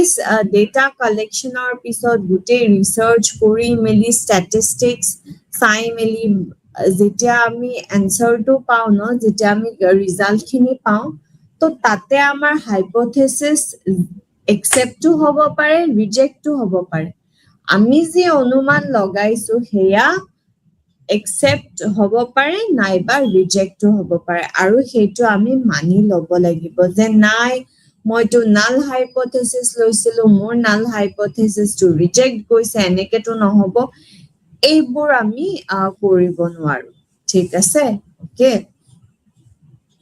তো এইটোৱে হৈছে কথা হাইপোথেসিস তেনেকে ফর্ম কৰো আমি কি কথা পাতিলো যে হাইপোথেসিস দুই প্ৰকাৰৰ এটা হৈছে নাল হাইপোথেসিস আৰু এটা হৈছে অল্টাৰনেটিভ হাইপোথেসিস তো অল্টাৰনেটিভ হাইপোথেসিসত কি হয় আমাৰ দুটা ভাগ আছে এটা হল ডিৰেকচনেল হাইপোথেসিস আৰু এটা হৈছে নন ডিৰেকচনেল হাইপোথেসিস এটা এইখিনিতে আপোনালোকৰ কিতাপত নাই তথাপিও মই এটা বস্তু যোগ দিব বিচাৰিছো সেইটো হৈছে এৰৰ্স ইন হাইপোথেসিস মানে হাইপোথেসিসত হোৱা খেলি মেলি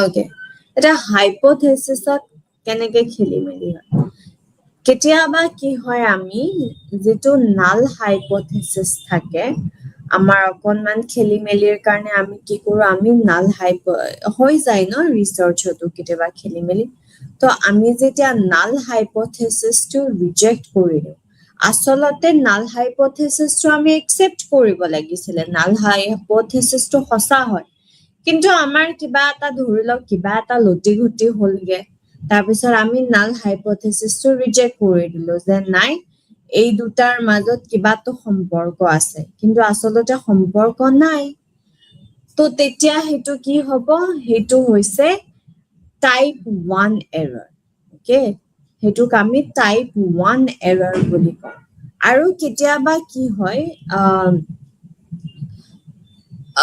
যেতিয়া নাল হাইপথেচিছ আমি ৰিজেক্ট কৰিব লাগে আৰু যে ৰিলেশ্যন নাল হাইপথেচিছত আমি কি ধৰিছো যে একো ৰিলেশ্যনশ্বিপ নাই বা একো ডিফাৰেন্স দেখা নাযায় হেতু আচলতে আমি ৰিজেক্ট কৰিব লাগে কিন্তু আচলতে কি হয় যে কিবা এটা ৰিলেশ্যনশ্বিপ আছে কিবা এটা সম্পৰ্ক আছে দুটা ভেৰিয়েবলৰ মাজত হেতু হয় কিন্তু কি হয় আমি ধৰি লওঁ যে নাই মিছা নাল হাইপথেচিছটোৱে সঁচা হয় একো ৰিলেশ্যনশ্বিপ নাই কিন্তু আচলতে কিবা এটা ৰিলেশ্যনশ্বিপ আছে তো হেতু কি হৈছে হেতু হৈছে আমাৰ টাইপ 2 এৰৰ ওকে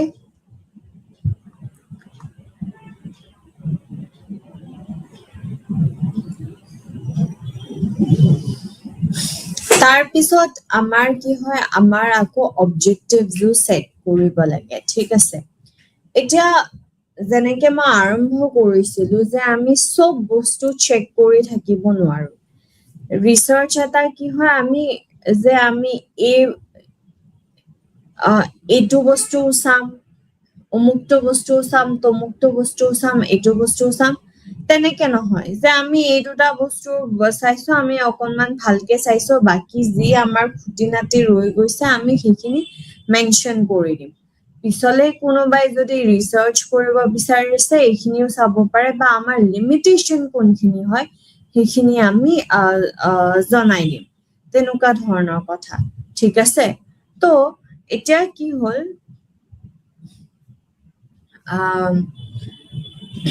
এটা আমি অবজেক্টিভ যেতিয়া সেট কৰো তেতিয়া আমি পুরা ক্লিয়ার করে দিও যে আমি কি চাইছো আমার এম হইছে আমার অবজেক্টিভ হইছে যে সুপারভাইজার সাপোর্ট আৰু এমপ্লয়ি পারফরম্যান্সৰ মাজত ৰিলেশনশিপটো সোৱা তাৰ পিছত সুপারভাইজার সাপোর্টৰ আন্ডাৰত কি ধৰণৰ পৰিব পাৰে যে ভালকে কমিউনিকেট কৰিছে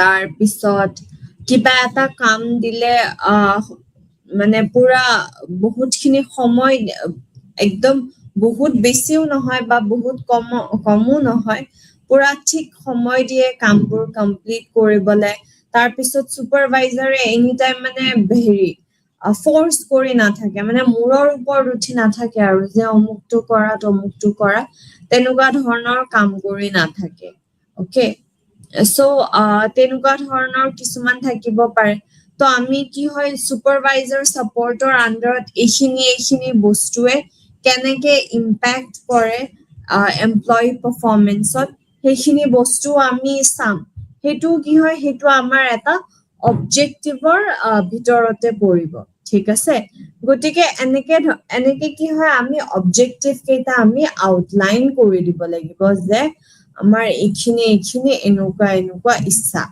যে আমি এইখিনি হে চাম বাকি হেৰি এটা ধৰি লওক যেনেকে কম্পেৰিজনটো আমাৰ অবজেক্টিভত নপৰে যে কলকাতা ভাৰ্সেস গুৱাহাটী ওকে হেতু আমি নাচাও তো হেতু আমাৰ অবজেক্টিভত নপৰে আমাৰ জাস্ট গুৱাহাটীৰ এনেকুৱা ধৰণৰ কেনেকুৱা কি চলি আছে আমি এই বস্তুটো চাব বিচাৰিছো তো হেতুৱে হৈছে আমাৰ অবজেক্টিভৰ আন্ডাৰত ঠিক আছে তাৰ পিছত আমাৰ কি হয়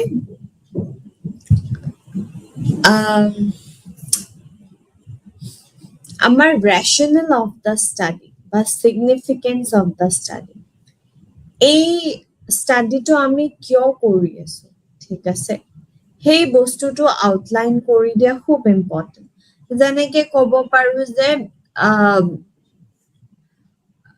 যে আমাৰ গুৱাহাটীত কি হৈছে গুৱাহাটীত প্ৰাইভেট কোম্পানীজ বোৰ লাহে লাহে বাঢ়িব ধৰিছে আগতে আমাৰ গভৰ্ণমেন্ট সেক্টৰটোৱে বহুত ডমিনেন্ট হৈ আছিলে কিন্তু এতিয়া প্ৰাইভেট কোম্পানীজ বোৰো বাঢ়িছে গতিকে প্ৰাইভেট কোম্পানীজৰ চালচলনবোৰ যেনেকুৱা হৈ আছে তো আলটিমেটলি এমপ্লয়িজ বোৰে ভাল পাৰফৰ্ম কৰি আছে নে তেওঁলোক স্যাটিসফাইড হয় নে নহয় সেই বস্তুখিনি আমি চাবলৈ বিচাৰিছো যাতে বাকি প্ৰাইভেট কোম্পানীজ বোৰে যিবোৰে সেটআপ কৰি আছে আমাৰ ৰিসাৰ্চটো লৈ ফালে তেওঁলোকে এটা আইডিয়া পাব পাৰে যে কেনেকুৱা ধৰণৰ কি চলি আছে ওকে তো এইটোৱে কথা হৈছে তাৰ পিছত কথা হৈছে যে আকৌ আমি ৰিসাৰ্চ গ্যাপটো দেখুৱাব লাগিব ৰিসাৰ্চ গ্যাপ কেতিয়াবা কি হয় বহুত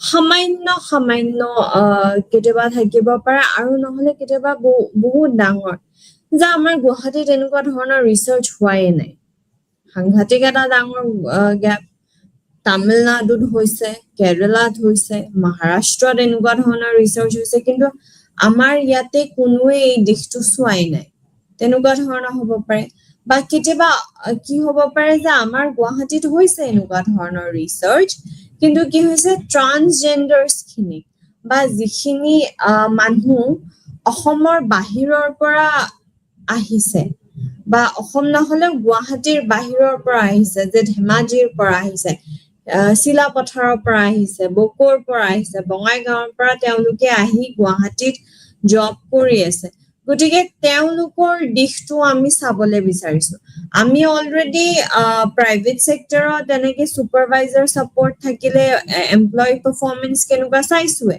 আছে আমাৰ হাতত সেইখিনি তথ্য কিন্তু আমাৰ হাতত এইখিনি তথ্য নাই যে ট্ৰান্সজেন্ডাৰ্স খিনিয়ে কেনেকে কাম কৰি আছে বা তেওঁলোকৰ কেনেকুৱা এটা অভিজ্ঞতা বা যিখিনি মানুহ যিখিনি কৰ্মকৰ্তা বা কৰ্মচাৰী বাহিৰ বেলেগ ডিস্ট্ৰিক্টৰ পৰা আহি গুৱাহাটীত অকলে থাকি মেলি হোস্টেল বা পিজি বা ভাড়া ঘৰত থাকি ভাত পানী বনাই এনেকে চাকৰি কৰিছে তেওঁলোকৰ মনস্থিতি কেনেকুৱা হ'ব পাৰে সেই বস্তুখিনিও যদি আমি চাব বিচাৰিছো তেতিয়া হলে সেই বস্তুখিনি ৰিসাৰ্চ গ্যাপত আহিছে যে এইখিনিলৈকেহে হৈছে কিন্তু এইখিনি বস্তু ইয়াতে ধৰা হোৱা নাই আগৰ ৰিসাৰ্চ খিনি এইখিনি বস্তু ধৰা হোৱা নাই ঠিক আছে গতিকে সেই বস্তুখিনি আমি তেনেকে ৰিসাৰ্চ গ্যাপত আউটলাইন কৰি দিব পাৰো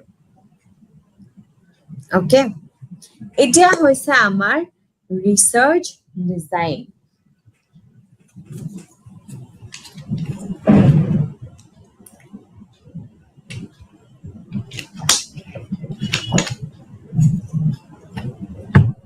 এতিয়া সাইকোলজি জুনে জুনে আপোনালোকে কিতাপ ৰেগুলাৰ পঢ়ি আছে আপোনালোকে এটা কথা জানেই যে ৰিসাৰ্চ ডিজাইন হৈছে এটা ব্লুপ্ৰিন্ট ঠিক আছে ৰিসাৰ্চ ডিজাইনটো নোহোৱাকে আমি আগবাঢ়িবই নোৱাৰো ঠিক আছে মানে সেই যাদুৰ কিতাপখন হয় বা সেই যাদুৰ কি কওঁ কেইটামান মানে পেজ হয় যাৰ থ্ৰু দি আমি এই ৰিসাৰ্চ কেনেকে কৰিম আমি কৰিব পাৰো ঠিক আছে আমি আগবাঢ়ি যাব পাৰো তো এতিয়া কি হৈছে আমি আমাৰ টপিকটো কি আছিলে সুপাৰভাইজাৰ সাপোৰ্ট আৰু এমপ্লয়ি পারফরমেন্স ঠিক আছে ইয়াতে আমি কোৰিলেশনাল স্টাডিও চাব পাৰো যে ইহত দুটাৰ মাজত এসোসিয়েশন আছে নে নাই হল নাইবা আমি কি চাব পাৰো যে pre test post test design এটা আমি প্ৰথমতে কি কৰিলো এমপ্লয়ি খিনিৰ পৰা ইনফৰমেশনটো ললো যে সুপাৰভাইজাৰ সাপোৰ্ট দিলে বা নিদিলে আপোনালোকৰ পারফরমেন্সটো কেনেকুৱা হ'ল আমি এটা লিষ্ট এটা পাই গলো নম্বৰৰ যে 50 52 57 63 48 এনেকুৱা ধৰণৰ তাৰ পিছত কি কৰিলো তাৰ পিছত আমি এটা ট্ৰেইনিং দিলো সুপাৰভাইজাৰ সকলক যে আপোনালোকে এনেকে যদি সাপোর্ট দিয়ে তেতিয়াহলে এমপ্লয়ি পারফরম্যান্সটো কিন্তু বাঢ়িব ধৰি লওক আমি তেনেকে একমহীয়া এটা ট্ৰেইনিং দিলো সুপাৰভাইজাৰ খিনিক যে এনেকে সাপোর্ট দিব তেতিয়া আপোনালোকৰ কোম্পানীৰ যি এমপ্লয়িজ বোৰ আছে এমপ্লয়িজ বোৰে ওভাৰঅল কামখিনি বহুত ভালকে কৰিব আৰু পারফরম্যান্স বাঢ়িব তো এই যে 56 57 63 হৈ আছে সেইবোৰ গৈ আপোনালোকৰ 82 90 কেনেকুৱা ধৰণৰ হ'ব তো আমি ইন্টাৰভেনশনটো দিলো তাৰ পিছত আমি চালো আমাৰ হাতত প্ৰি টেষ্ট খিনি আছে কিন্তু দেই অলৰেডি আমি এবাৰ টেষ্ট কৰিছো তাৰপিছত আমি মাজত সোমাইছো আমাৰ ইন্টাৰভেনশন ওকে বা এই ট্ৰেইনিং প্ৰগ্ৰামটো সুপাৰভাইজাৰক আমি এটা ট্ৰেইনিং প্ৰগ্ৰাম দিছো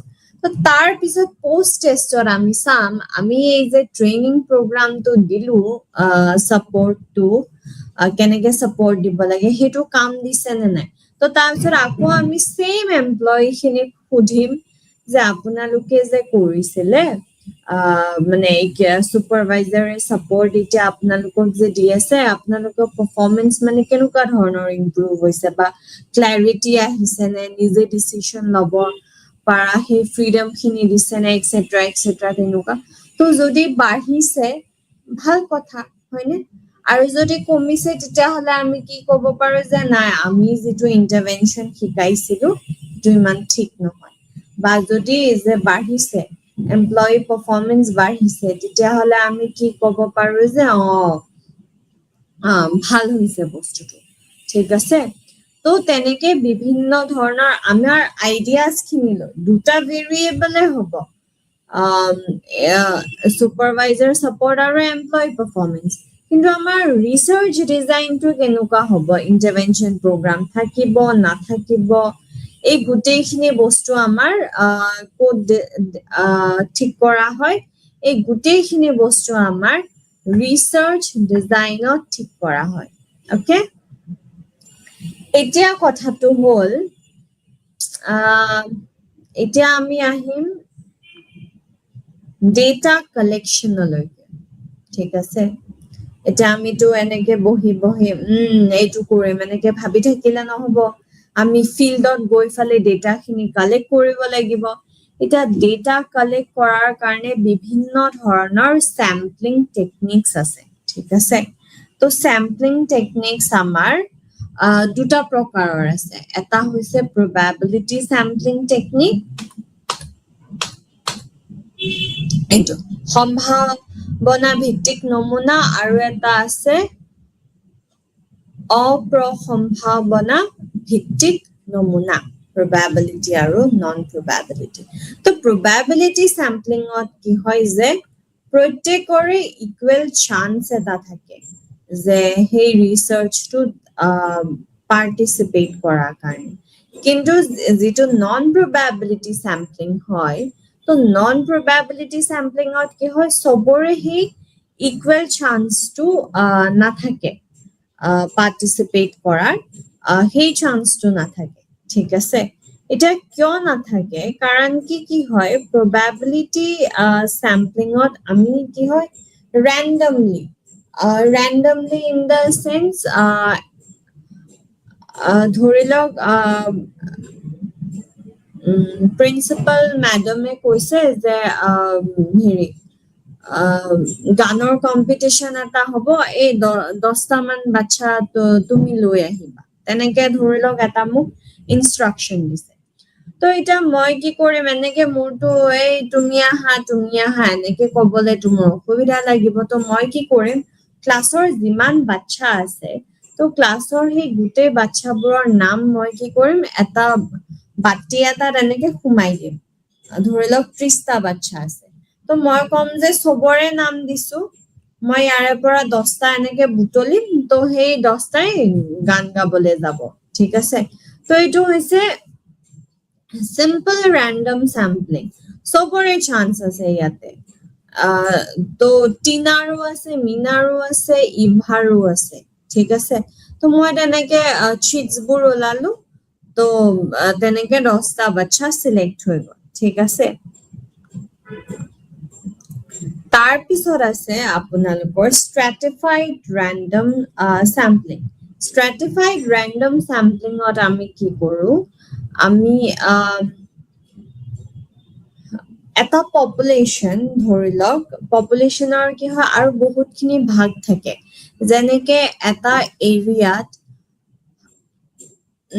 আপাৰ মিডল ক্লাছৰ মানুহ থাকে লোৱাৰ মিডল ক্লাছৰ মানুহ থাকে তাৰছত বস্তিও থাকে হয়নে স্লাম এৰিয়াজ বোৰো থাকে গতিকে আমি কি কৰো আমি তেওঁলোকৰ হেলথ তেওঁলোকৰ স্বাস্থ্য কেনেকুৱা হয় তাৰে ওপৰত যদি আমি এটা গৱেষণা কৰিব বিচাৰিছো তো আমি কি কৰিম আমি যে আপাৰ মিডল ক্লাছৰ পৰা আমি ইনফৰমেশন ল'ব লাগিব লোৱাৰ মিডল ক্লাছৰ পৰা আমি তথ্য ল'ব লাগিব আৰু যিবোৰ বিলো পভাৰ্টি লাইন আছে তাৰে পৰা আমি ইনফৰমেশন ল'ব লাগিব তো এইটো কি হ'ল স্ট্ৰেটাত ভগাই দিয়া হৈছে হয়নে সেকশন বনাই দিয়া হৈছে যেতিয়া এটা কমিউনিটি বা এটা যেটো আমি স্যাম্পল লম বুলি ভাবো না স্যাম্পল টার্গেট তো তাৰে যেতিয়া আমি সেকশন ওয়াইজ এনেকে গুটেখিনি মিলাই মিলি লম হেতুৱে হৈছে আমাৰ স্ট্ৰাটিফাইড ৰেন্ডম স্যাম্পলিং ওকে তাৰ পিছত আছে আমাৰ এৰিয়া স্যাম্পলিংত এইকেইটা কিন্তু probability স্যাম্পলিংৰ ওপৰতে পৰে দেই এৰিয়া স্যাম্পলিংত আমি কি কৰো ধৰি লওক আমি ভাবো যে আমি তামিলনাডু লম ঠিক আছে এৰিয়া তামিলনাডু ওকে তো তামিলনাডুৰ কোনখিনি তামিলনাডুৰ কোয়েম্বাটুৰ লম তামিলনাডুৰ কোডাইকানাল লম তামিলনাডুৰ চেন্নাই লম কোনটো এৰিয়া লম ঠিক আছে আমি চেন্নাই ললো চেন্নাইৰ কোনখিনি লম বা আমি কোয়েম্বাটুৰ ললো কোয়েম্বাটুৰৰ কোনখিনি লম আমি বড়াবল্লী লম মৰুদমালাই লম নে গান্ধীপুৰম লম তাৰপিছত তেনেকে আমি তাৰপিছত চাও যে ওকে ঠিক আছে আমি গান্ধীপুৰম এৰিয়াটো লম গান্ধীপুৰম এৰিয়াৰ কোনখিনি লোকেলিটিৰ মানুহখিনি লম তো তেনেকে আমি স্পেসিফাই কৰি লওঁ যে এইখিনি মানুহে আমাক চাগে সঠিক তথ্য দিব পাৰো তো এই যে গুটেই নক্সাৰ পৰা আমি সৰু কৰি গৈ ফালে এটা পুৰা স্পেসিফিক এৰিয়াৰ পৰা গুটেই ডিটেইলছ খিনি লওঁ হেতুৱে হৈছে আমাৰ এৰিয়া স্যাম্পলিংক মাল্টি ষ্টেজ ৰেন্ডম স্যাম্পলিং বুলিও কোৱা হয় কাৰণ কি ষ্টেজ ওয়াইজ প্ৰথম কান্ট্ৰি কোনখন ষ্টেট কোনখন ডিস্ট্ৰিক্ট তাৰ পিছত এৰিয়া কোনটো লোকেলিটি তেনেকে আমি ভগাই গৈ থাকো হয়নে হেতুৱে এতিয়া coming to non probability sampling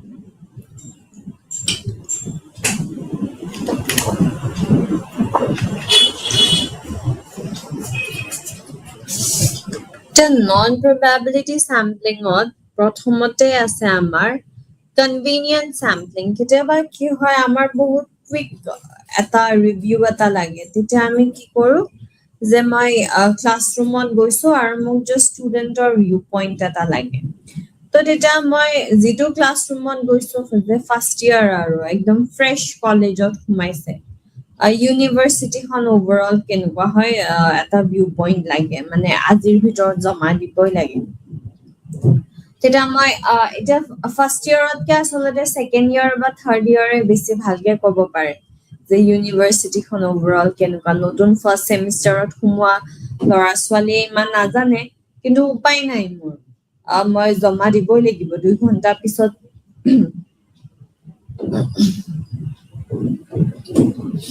yes 2 ঘণ্টা পিছত মই ৰিপৰ্ট এটা বনাই জমা দিব লাগিব তো যেতিয়া মই কি কৰো তেতিয়া ফাৰ্স্ট সেমৰ ষ্টুডেন্ট খিনি কৰো যে ইউনিভাৰ্সিটিখন কেনেকুৱা তাহাঁতেও কলাও ভাল আহি ভালে লাগিছে ইমান সেউজিয়া আছে বহুত কিবা কিবি ইভেন্ট হৈ থাকে ভাল লাগিছে তো ইয়াতে মই লুপ হোলস বোৰ বিচাৰি নাপালো হয়নে যে কি প্ৰবলেমছ আছে যে আমাৰ বাথৰুমছৰ বহুত প্ৰবলেমছ আছে স্যানিটাৰী ন্যাপকিনস ফ্ৰী সেই ভেণ্ডিং মেচিনটো নাই, তেনেকুৱা ধৰণৰ ইছ্যুজবোৰ তেওঁলোকে গমেই নাপায়, ঠিক আছে। তো তেনেকে মই এটা ৰিপৰ্ট দি দিলো, অ'কে। তো এইটোৱে হৈছে কনভিনিয়েন্ট চেম্পলিং, যাক পাইছো তাকে ধৰি ফালে ইনফৰমেশ্যন খিনি ভৰাই দিছো। তাৰপিছত আমাৰ আছে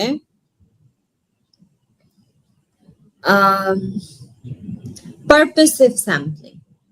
এতিয়া পাৰ্পেচিভ চেম্পলিঙত কি হয়, চব বস্তুৰ বিষয়ে মতামত দিব যোগ্যতা চবৰে নাথাকে, হয়নে? যে এতিয়া নতুন শিক্ষা নীতি কেনেকে কি ভাল কৰিছে বা কি বেয়া কৰিছে বা কেনেকে আগুৱাই লৈ যাব পাৰিব ষ্টুডেন্ট খিনি, সেইখিনি আচলতে প্ৰফেচৰ খিনি বা যিসকলে পঢ়ি আছে ষ্টুডেন্ট খিনিহে ভালকে ক'ব পাৰিব। এতিয়া যোনে ৰেগুলাৰলি ধৰি লওক মন্দিৰত কোনোবাই পূজাৰী হয় বা কোনোবাই দোকান দি আছে, তেওঁ সেই মন্তব্যটো দিব নোৱাৰিব বা তেওঁ ভাল বেয়া বা দূৰদৰ্শিতা বস্তুটো মানে তেনেকে দিয়াব নোৱাৰিব, ঠিক আছে। গতিকে আমি এতিয়া সেইকাৰণে যেতিয়া আমি পাৰ্পেচিভ চেম্পলিং কৰো, আমি সদায় ভাবি চাওঁ যে আমাৰ যিটো আমি হাতত লৈছো সেই বস্তুটো আচলতে মতামতটো সঠিকভাৱে দিব কোনে পাৰিব। যিহেতু আমি NEP লৈছো, নতুন শিক্ষা নীতি লৈছো, আমি প্ৰফেচাৰ্ছ খিনি, ষ্টুডেন্টছৰ অভিভাৱক খিনি আমি তেনেকে আমি লওঁ, ঠিক আছে। তাৰ পিছত আছে আমাৰ স্নোবল চেম্পলিং। এতিয়া স্নোবল চেম্পলিঙত কি হয়, ধৰি লওক মই এটা ৰিচাৰ্চ কৰিছো যোনে যোনে ড্ৰাগ এবিউজ কৰে, ঠিক আছে। এতিয়া ড্ৰাগ এবিউজ কৰা মানুহবোৰে আপোনাক আহি নকয় তো মইতো ড্ৰাগছ লওঁ, আৰু যেতিয়া আপুনি ক'ব যে মই ড্ৰাগ এবিউজাৰ্ছৰ ওপৰত এটা গৱেষণা কৰি আছো, তেতিয়াতো আৰু আপোনাক। তো এই স্নোবলিংটো কাম কেনেকে কৰে, ধৰি লওক মই এনেকে মোৰ ঘৰৰে পেচেণ্ট এজনক চিনি পাওঁ, তেওঁ ধৰি লওক ড্ৰাগ এবিউজ কৰে, তেওঁৰ পৰা মই ইণ্টাৰভিউ ললো। তাৰপিছত তেওঁৰো দুজনমান এনেকে চিনাকি আছে যোনে ড্ৰাগ এবিউজ কৰে, একেলগে কৰে। তো তেওঁলোকৰ মানে ইনফৰমেশ্যন খিনি দিলে যাতে মই ডেটা কালেক্ট কৰিব পাৰো। আকৌ সেই দুজনে আৰু 8জন মানুহৰ ইনফৰমেশ্যন দিলে। তো এটা স্নোবল কেনেকুৱা হয়, স্নোবল সৰু হয়, এনেকে আমি বৰফ খিনি এড কৰি কৰি কৰি কৰি এটা ডাঙৰ হৈ যায় ন, ঠিক তেনেকে ইনফৰমেশ্যন খিনি আমি এনেকে সোমাই সোমাই সোমাই সোমাই তেনেকে ডাঙৰ হৈ যায়গে, ঠিক আছে। এইখিনি হ'ল। তাৰ পিছত আমি কি কৰিব লাগিব, ইনফৰমেশ্যন খিনি ডেটা কালেকশ্যন, যিটো মেথড কনভিনিয়েন্ট হয়, প্ৰবাবিলিটি চেম্পলিং, নন প্ৰবাবিলিটি চেম্পলিং, যিয়ে হয় সেইটো আমি কালেক্ট কৰি মেলি তাৰ পিছত আমি ডেটা এনালাইচিস কৰিম। ডেটা এনালাইচিস কৰিব হলে কি হ'ব, যিহেতু আমি প্ৰায়ভাগ কুৱেশ্যনেয়াৰ দিয়ে ডেটা কালেক্ট কৰো, গতিকে আমি কুৱেশ্যনেয়াৰ খিনি হেৰি কৰিব লাগিব, গণিব লাগিব, স্কোৰ কৰিব লাগিব। আমি স্কোৰ কৰি তাৰ পিছত এক্সেলত সোমাব লাগিব, সোমাই মেলি তাৰ পিছত আমি কি এনালাইচিস কৰিম, আমি ANOVA কৰিম, টি টেষ্ট কৰিম, পিয়াৰছন কোৰিলেশ্যন কৰিম, ৰিগ্ৰেশ্যন কৰিম, তেনেকুৱা ধৰণৰ আমি ডেটা এনালাইচিস কৰিম। তাৰ পিছত আমি যেতিয়া ৰিজাল্ট পাম যে এনেকে ৰিলেশনশ্বিপ আছে বা ৰিলেশনশ্বিপ নাই, আৰু যদি ৰিলেশনশ্বিপ আছে তেতিয়াহ'লে সিগনিফিকেন্ট হয় নে নহয়, বা মানে ৰিলেশনশ্বিপ আছে কিন্তু সিগনিফিকেন্ট নহয়, সেই গোটেই বস্তুখিনি আমি ডিসকাস কৰিব লাগিব, আমি যুক্তি তৰ্ক দিব লাগিব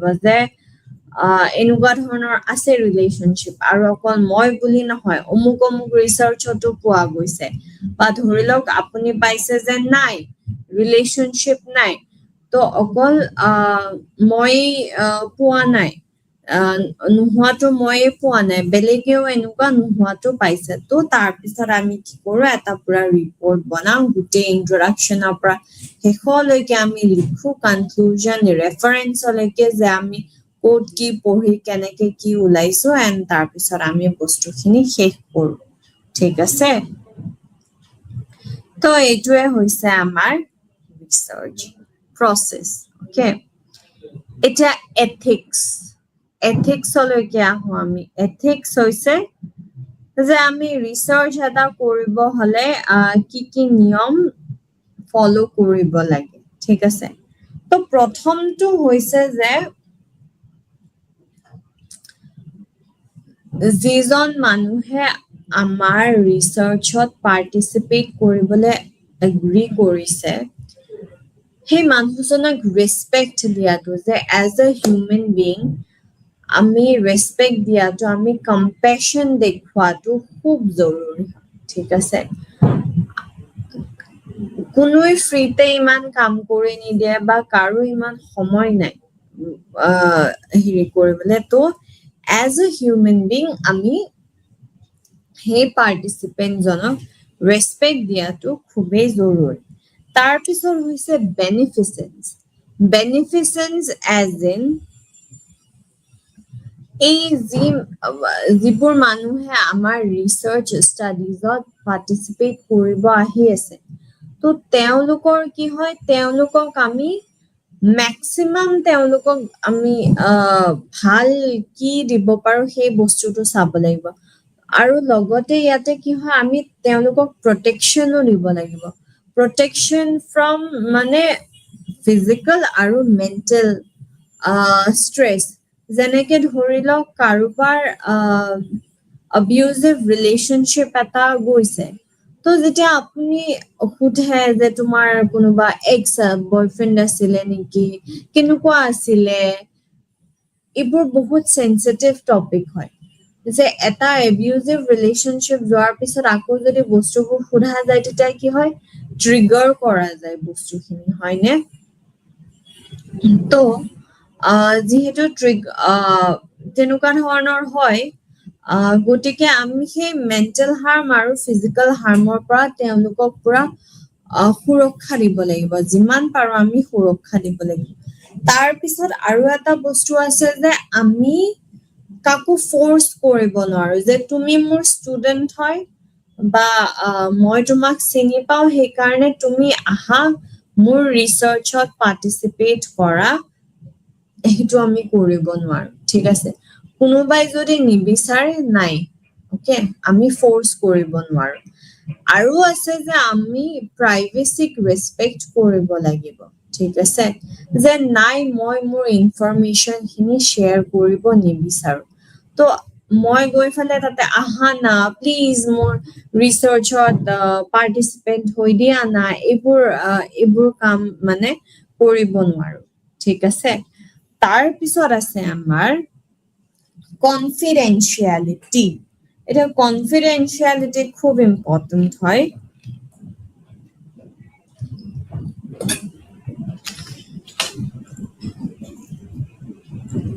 এনেকুৱা ধৰণৰ যেতিয়া বিশেষকৈ সাইকোলজিক্যাল ৰিসাৰ্চত কি হয় ধৰি লওক এডজাষ্টমেন্ট ইস্যুজ যে নাই মোৰ মাৰ লগত মোৰ ৰিলেশনশ্বিপটো ভাল নহয় মই তেওঁক ভাল নাপাওঁ তেওঁ এনেকুৱা কিছুমান কাম কৰিছে বা তেওঁ মোৰ দেউতাক এনি টাইম গালি পাৰি থাকে বা তুমি ফেইলিয়ৰ হয় তুমি ইউজলেছ হয় তুমি মোক এটা বস্তু কিনি দিব নোৱাৰা এনেকুৱা ধৰণৰ ষ্টেটমেন্টবোৰ কয় কাৰণে মই সৰুৰ পৰা মাৰ প্ৰতি মোৰ তেনেকুৱা একো মানে ভাল মনোভাৱ নাই তো এনেকুৱা ধৰণৰ বস্তু যেতিয়া আপোনাক শ্বেয়াৰ কৰে আপোনাক বহুত বিশ্বাসত শ্বেয়াৰ কৰা হয় নে গতিকে সেই বিশ্বাসটো ৰক্ষা কৰা সেইটো আমাৰ দায়িত্ব হয় যে আমি কাৰোবাক বিশ্বাস কৰি এটা ইনফৰমেশন কম যে এনেকুৱা ধৰণৰ কথা তাৰ পিছত যে হেৰি যে জানানে তাইৰ অমুক এই যে আমাৰ যে ওচৰৰ যে অমুকৰ যে অমুক তাইৰ অমুক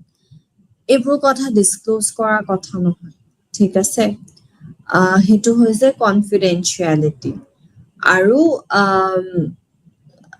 নেক্সট আছে আমাৰ ইনফৰ্মড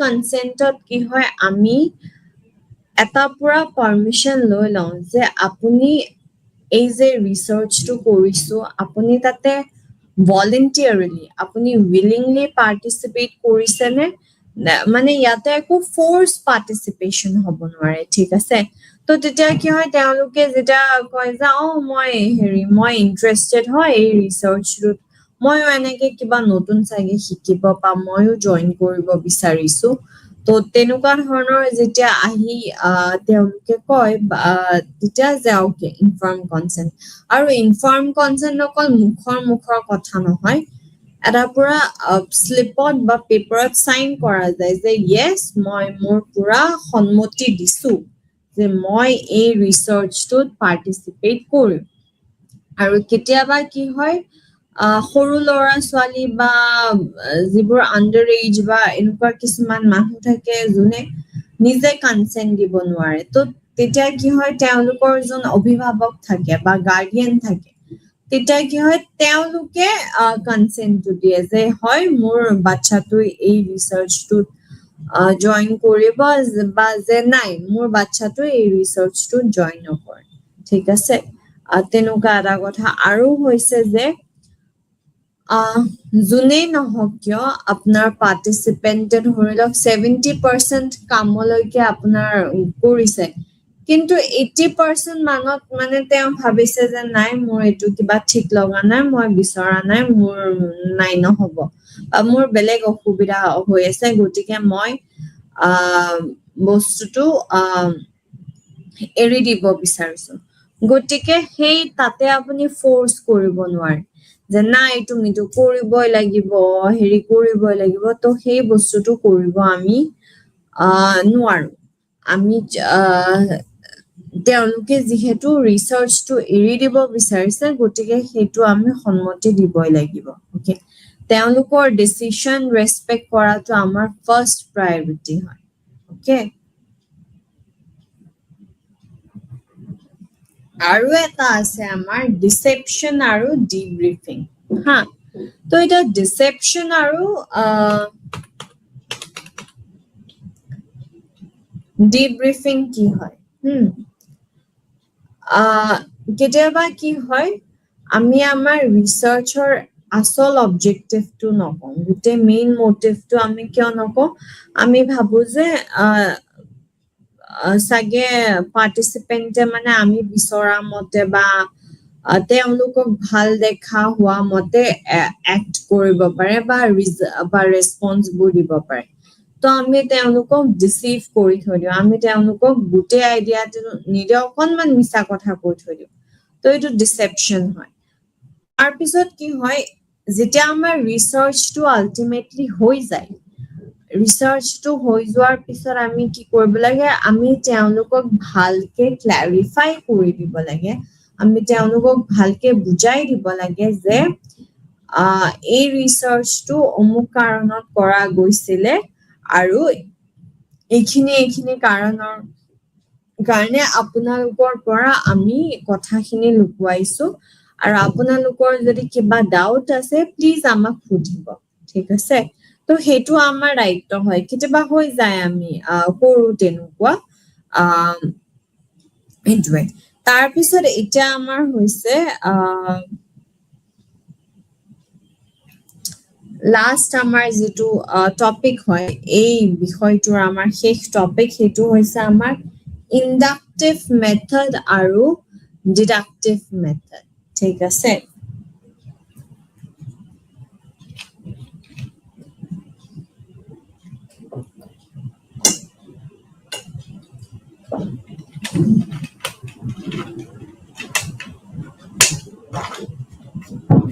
ওকে তো এটা ইন্ডাকটিভ মেথড কি হয় ইন্ডাকটিভ মেথডত আমাৰ পার্টিকুলার টু জেনারেল লৈকে আমি যাওঁ পাৰ্টিকুলাৰ যেনেকে যোনে লজিক হেৰি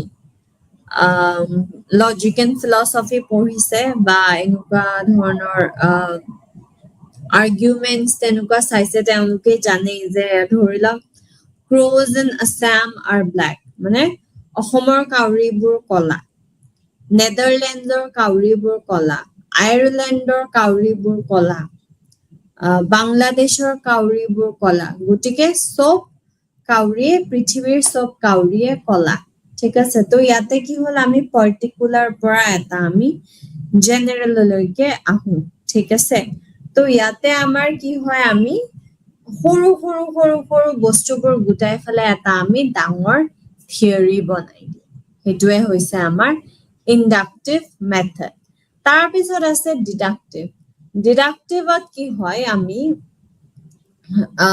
আমাৰ হাতত অলৰেডি তথ্যটো থাকে যে গোটেই পৃথিৱীৰ কাউৰীবোৰ কলা তেনেকে ধৰণৰ আমাৰ এটা থিয়ৰিও থাকিব পাৰে তো সেই থিয়ৰিটোক আমি প্ৰুভ কৰিবলৈ চাওঁ মানে টেষ্ট কৰিবলৈ ঠিক আছে লিখা আছে থিয়ৰিটোত যে চব কাউৰী কলা মই চাম নহয় ঠিক আছে ধেমাজিত থকা কাউৰীবোৰ কলা নলবাৰীৰ কাউৰীবোৰ কলা তাৰপিছত অন্ধ্ৰপ্ৰদেশৰ কাউৰীবোৰ কলা থাইলেণ্ডৰ কাউৰীবোৰ কলা হয় চাগে ঠিকেই থিয়ৰিটোৱে ঠিকে কৈছে যে গোটেই পৃথিৱীৰ কাউৰীবোৰ কলা তো এইটোৱে হৈছে ডিফাৰেন্স এটাত কি হয় এটাত আমি সৰু সৰু ইনফৰমেশ্যনৰ পৰা পুৰা এটা আমি নতুন থিয়ৰি বনাই দিওঁ আৰু এটাত কি হয় আমাৰ হাতত অলৰেডি থিয়ৰিটো থাকে কিন্তু আমি আকৌ থিয়ৰিটোক টেষ্টিফাই কৰোঁ ওকে সেইকাৰণে ইণ্ডাকটিভ মেথডক কোৱা হৈছে বটম আপ এপ্ৰোচ আৰু এইফালে ডিডাক্টিভ মেথডক কোৱা হৈছে টপ ডাউন এপ্ৰোচ ঠিক আছে দেন ইণ্ডাকটিভ কি হয় অলপ কম ষ্ট্ৰাকচাৰ্ড হয় আৰু এইফালে ডিডাক্টিভ বহুতখিনি ভাল ষ্ট্ৰাকচাৰ্ড হয় কাৰণ কি থিয়ৰি এটা বনাব হলে আমি খিচিৰ মিচিৰ তোৰ পৰা বেলেগ বেলেগ জেগাৰ পৰা ইনফৰমেশ্যনবোৰ চাওঁ হয়নে কিন্তু যেতিয়া আমি কিবা এটা টেষ্টিফাই কৰিব লাগে আমি অলৰেডি এটা ডিফাইন্ড প্ৰচিডিউৰ এটা জানো গতিকে থিয়ৰি যেতিয়া নতুনকে বনাবলগীয়া হয় তেতিয়া কি হয় তেতিয়া বহুতখিনি সময় লয় কিন্তু এটা থিয়ৰি প্ৰুভ কৰিব হলে ইমানখিনি সময় নালাগে যিহেতু অলৰেডি বস্তুটো এষ্টাব্লিছ হৈ আছে তো এইটোৱে হৈছে আপোনালোকৰ ইণ্ডাকটিভ মেথড আৰু ডিডাক্টিভ মেথড ঠিক আছে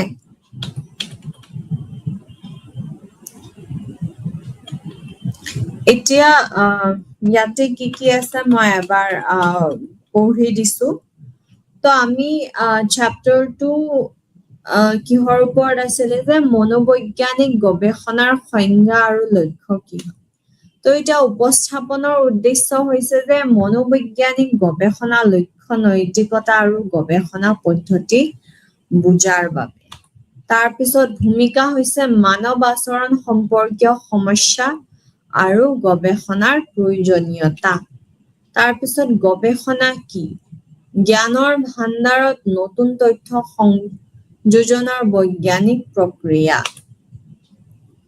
গৱেষণা শব্দটো উৎপত্তি কৰ পৰা ফৰাচী শব্দ ৰিচাৰ্চে এই শব্দৰ পৰা উৎপত্তি হৈছে তাৰপিছত গৱেষণাৰ সংজ্ঞা কি যে পদ্ধতিগত বস্তুনিষ্ঠ আৰু বৈজ্ঞানিক অনুসন্ধান মনোবৈজ্ঞানিক গৱেষণা কি হয় আচৰণ আৰু মানসিক প্ৰক্ৰিয়াৰ বৈজ্ঞানিক অধ্যয়ন তাৰপিছত গৱেষণাৰ বৈশিষ্ট্য কি হয় যে পদ্ধতিগত হয় বৈজ্ঞানিক হয় বস্তুনিষ্ঠ হয় আৰু যুক্তিসংগত হয় তাৰপিছত আছে পদ্ধতিগত স্বভাৱ নিৰ্দিষ্ট ধাপ অনুসৰণ কৰা হয় তাৰপিছত বস্তুনিষ্ঠতা কি হয় যে ব্যক্তিগত পক্ষপাত মুক্ত তথ্য বিশ্লেষণ তাৰপিছত আমাৰ আছে সমস্যা সমাধানত গৱেষণা যে কাৰণ চিনাক্তকৰণ আৰু সমাধান প্ৰদান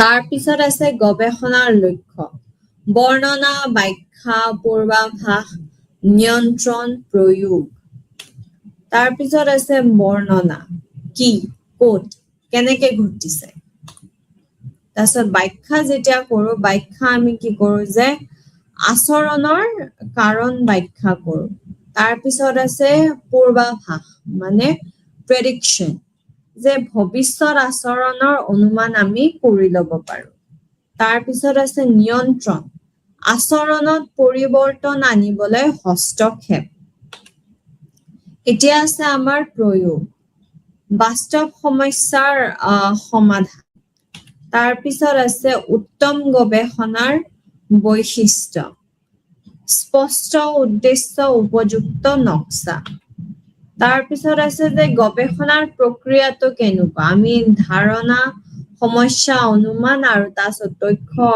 তথ্য সংগ্ৰহ কৰি ফেলে আমি এটা ৰিজাল্ট এটা পাওঁ ঠিক আছে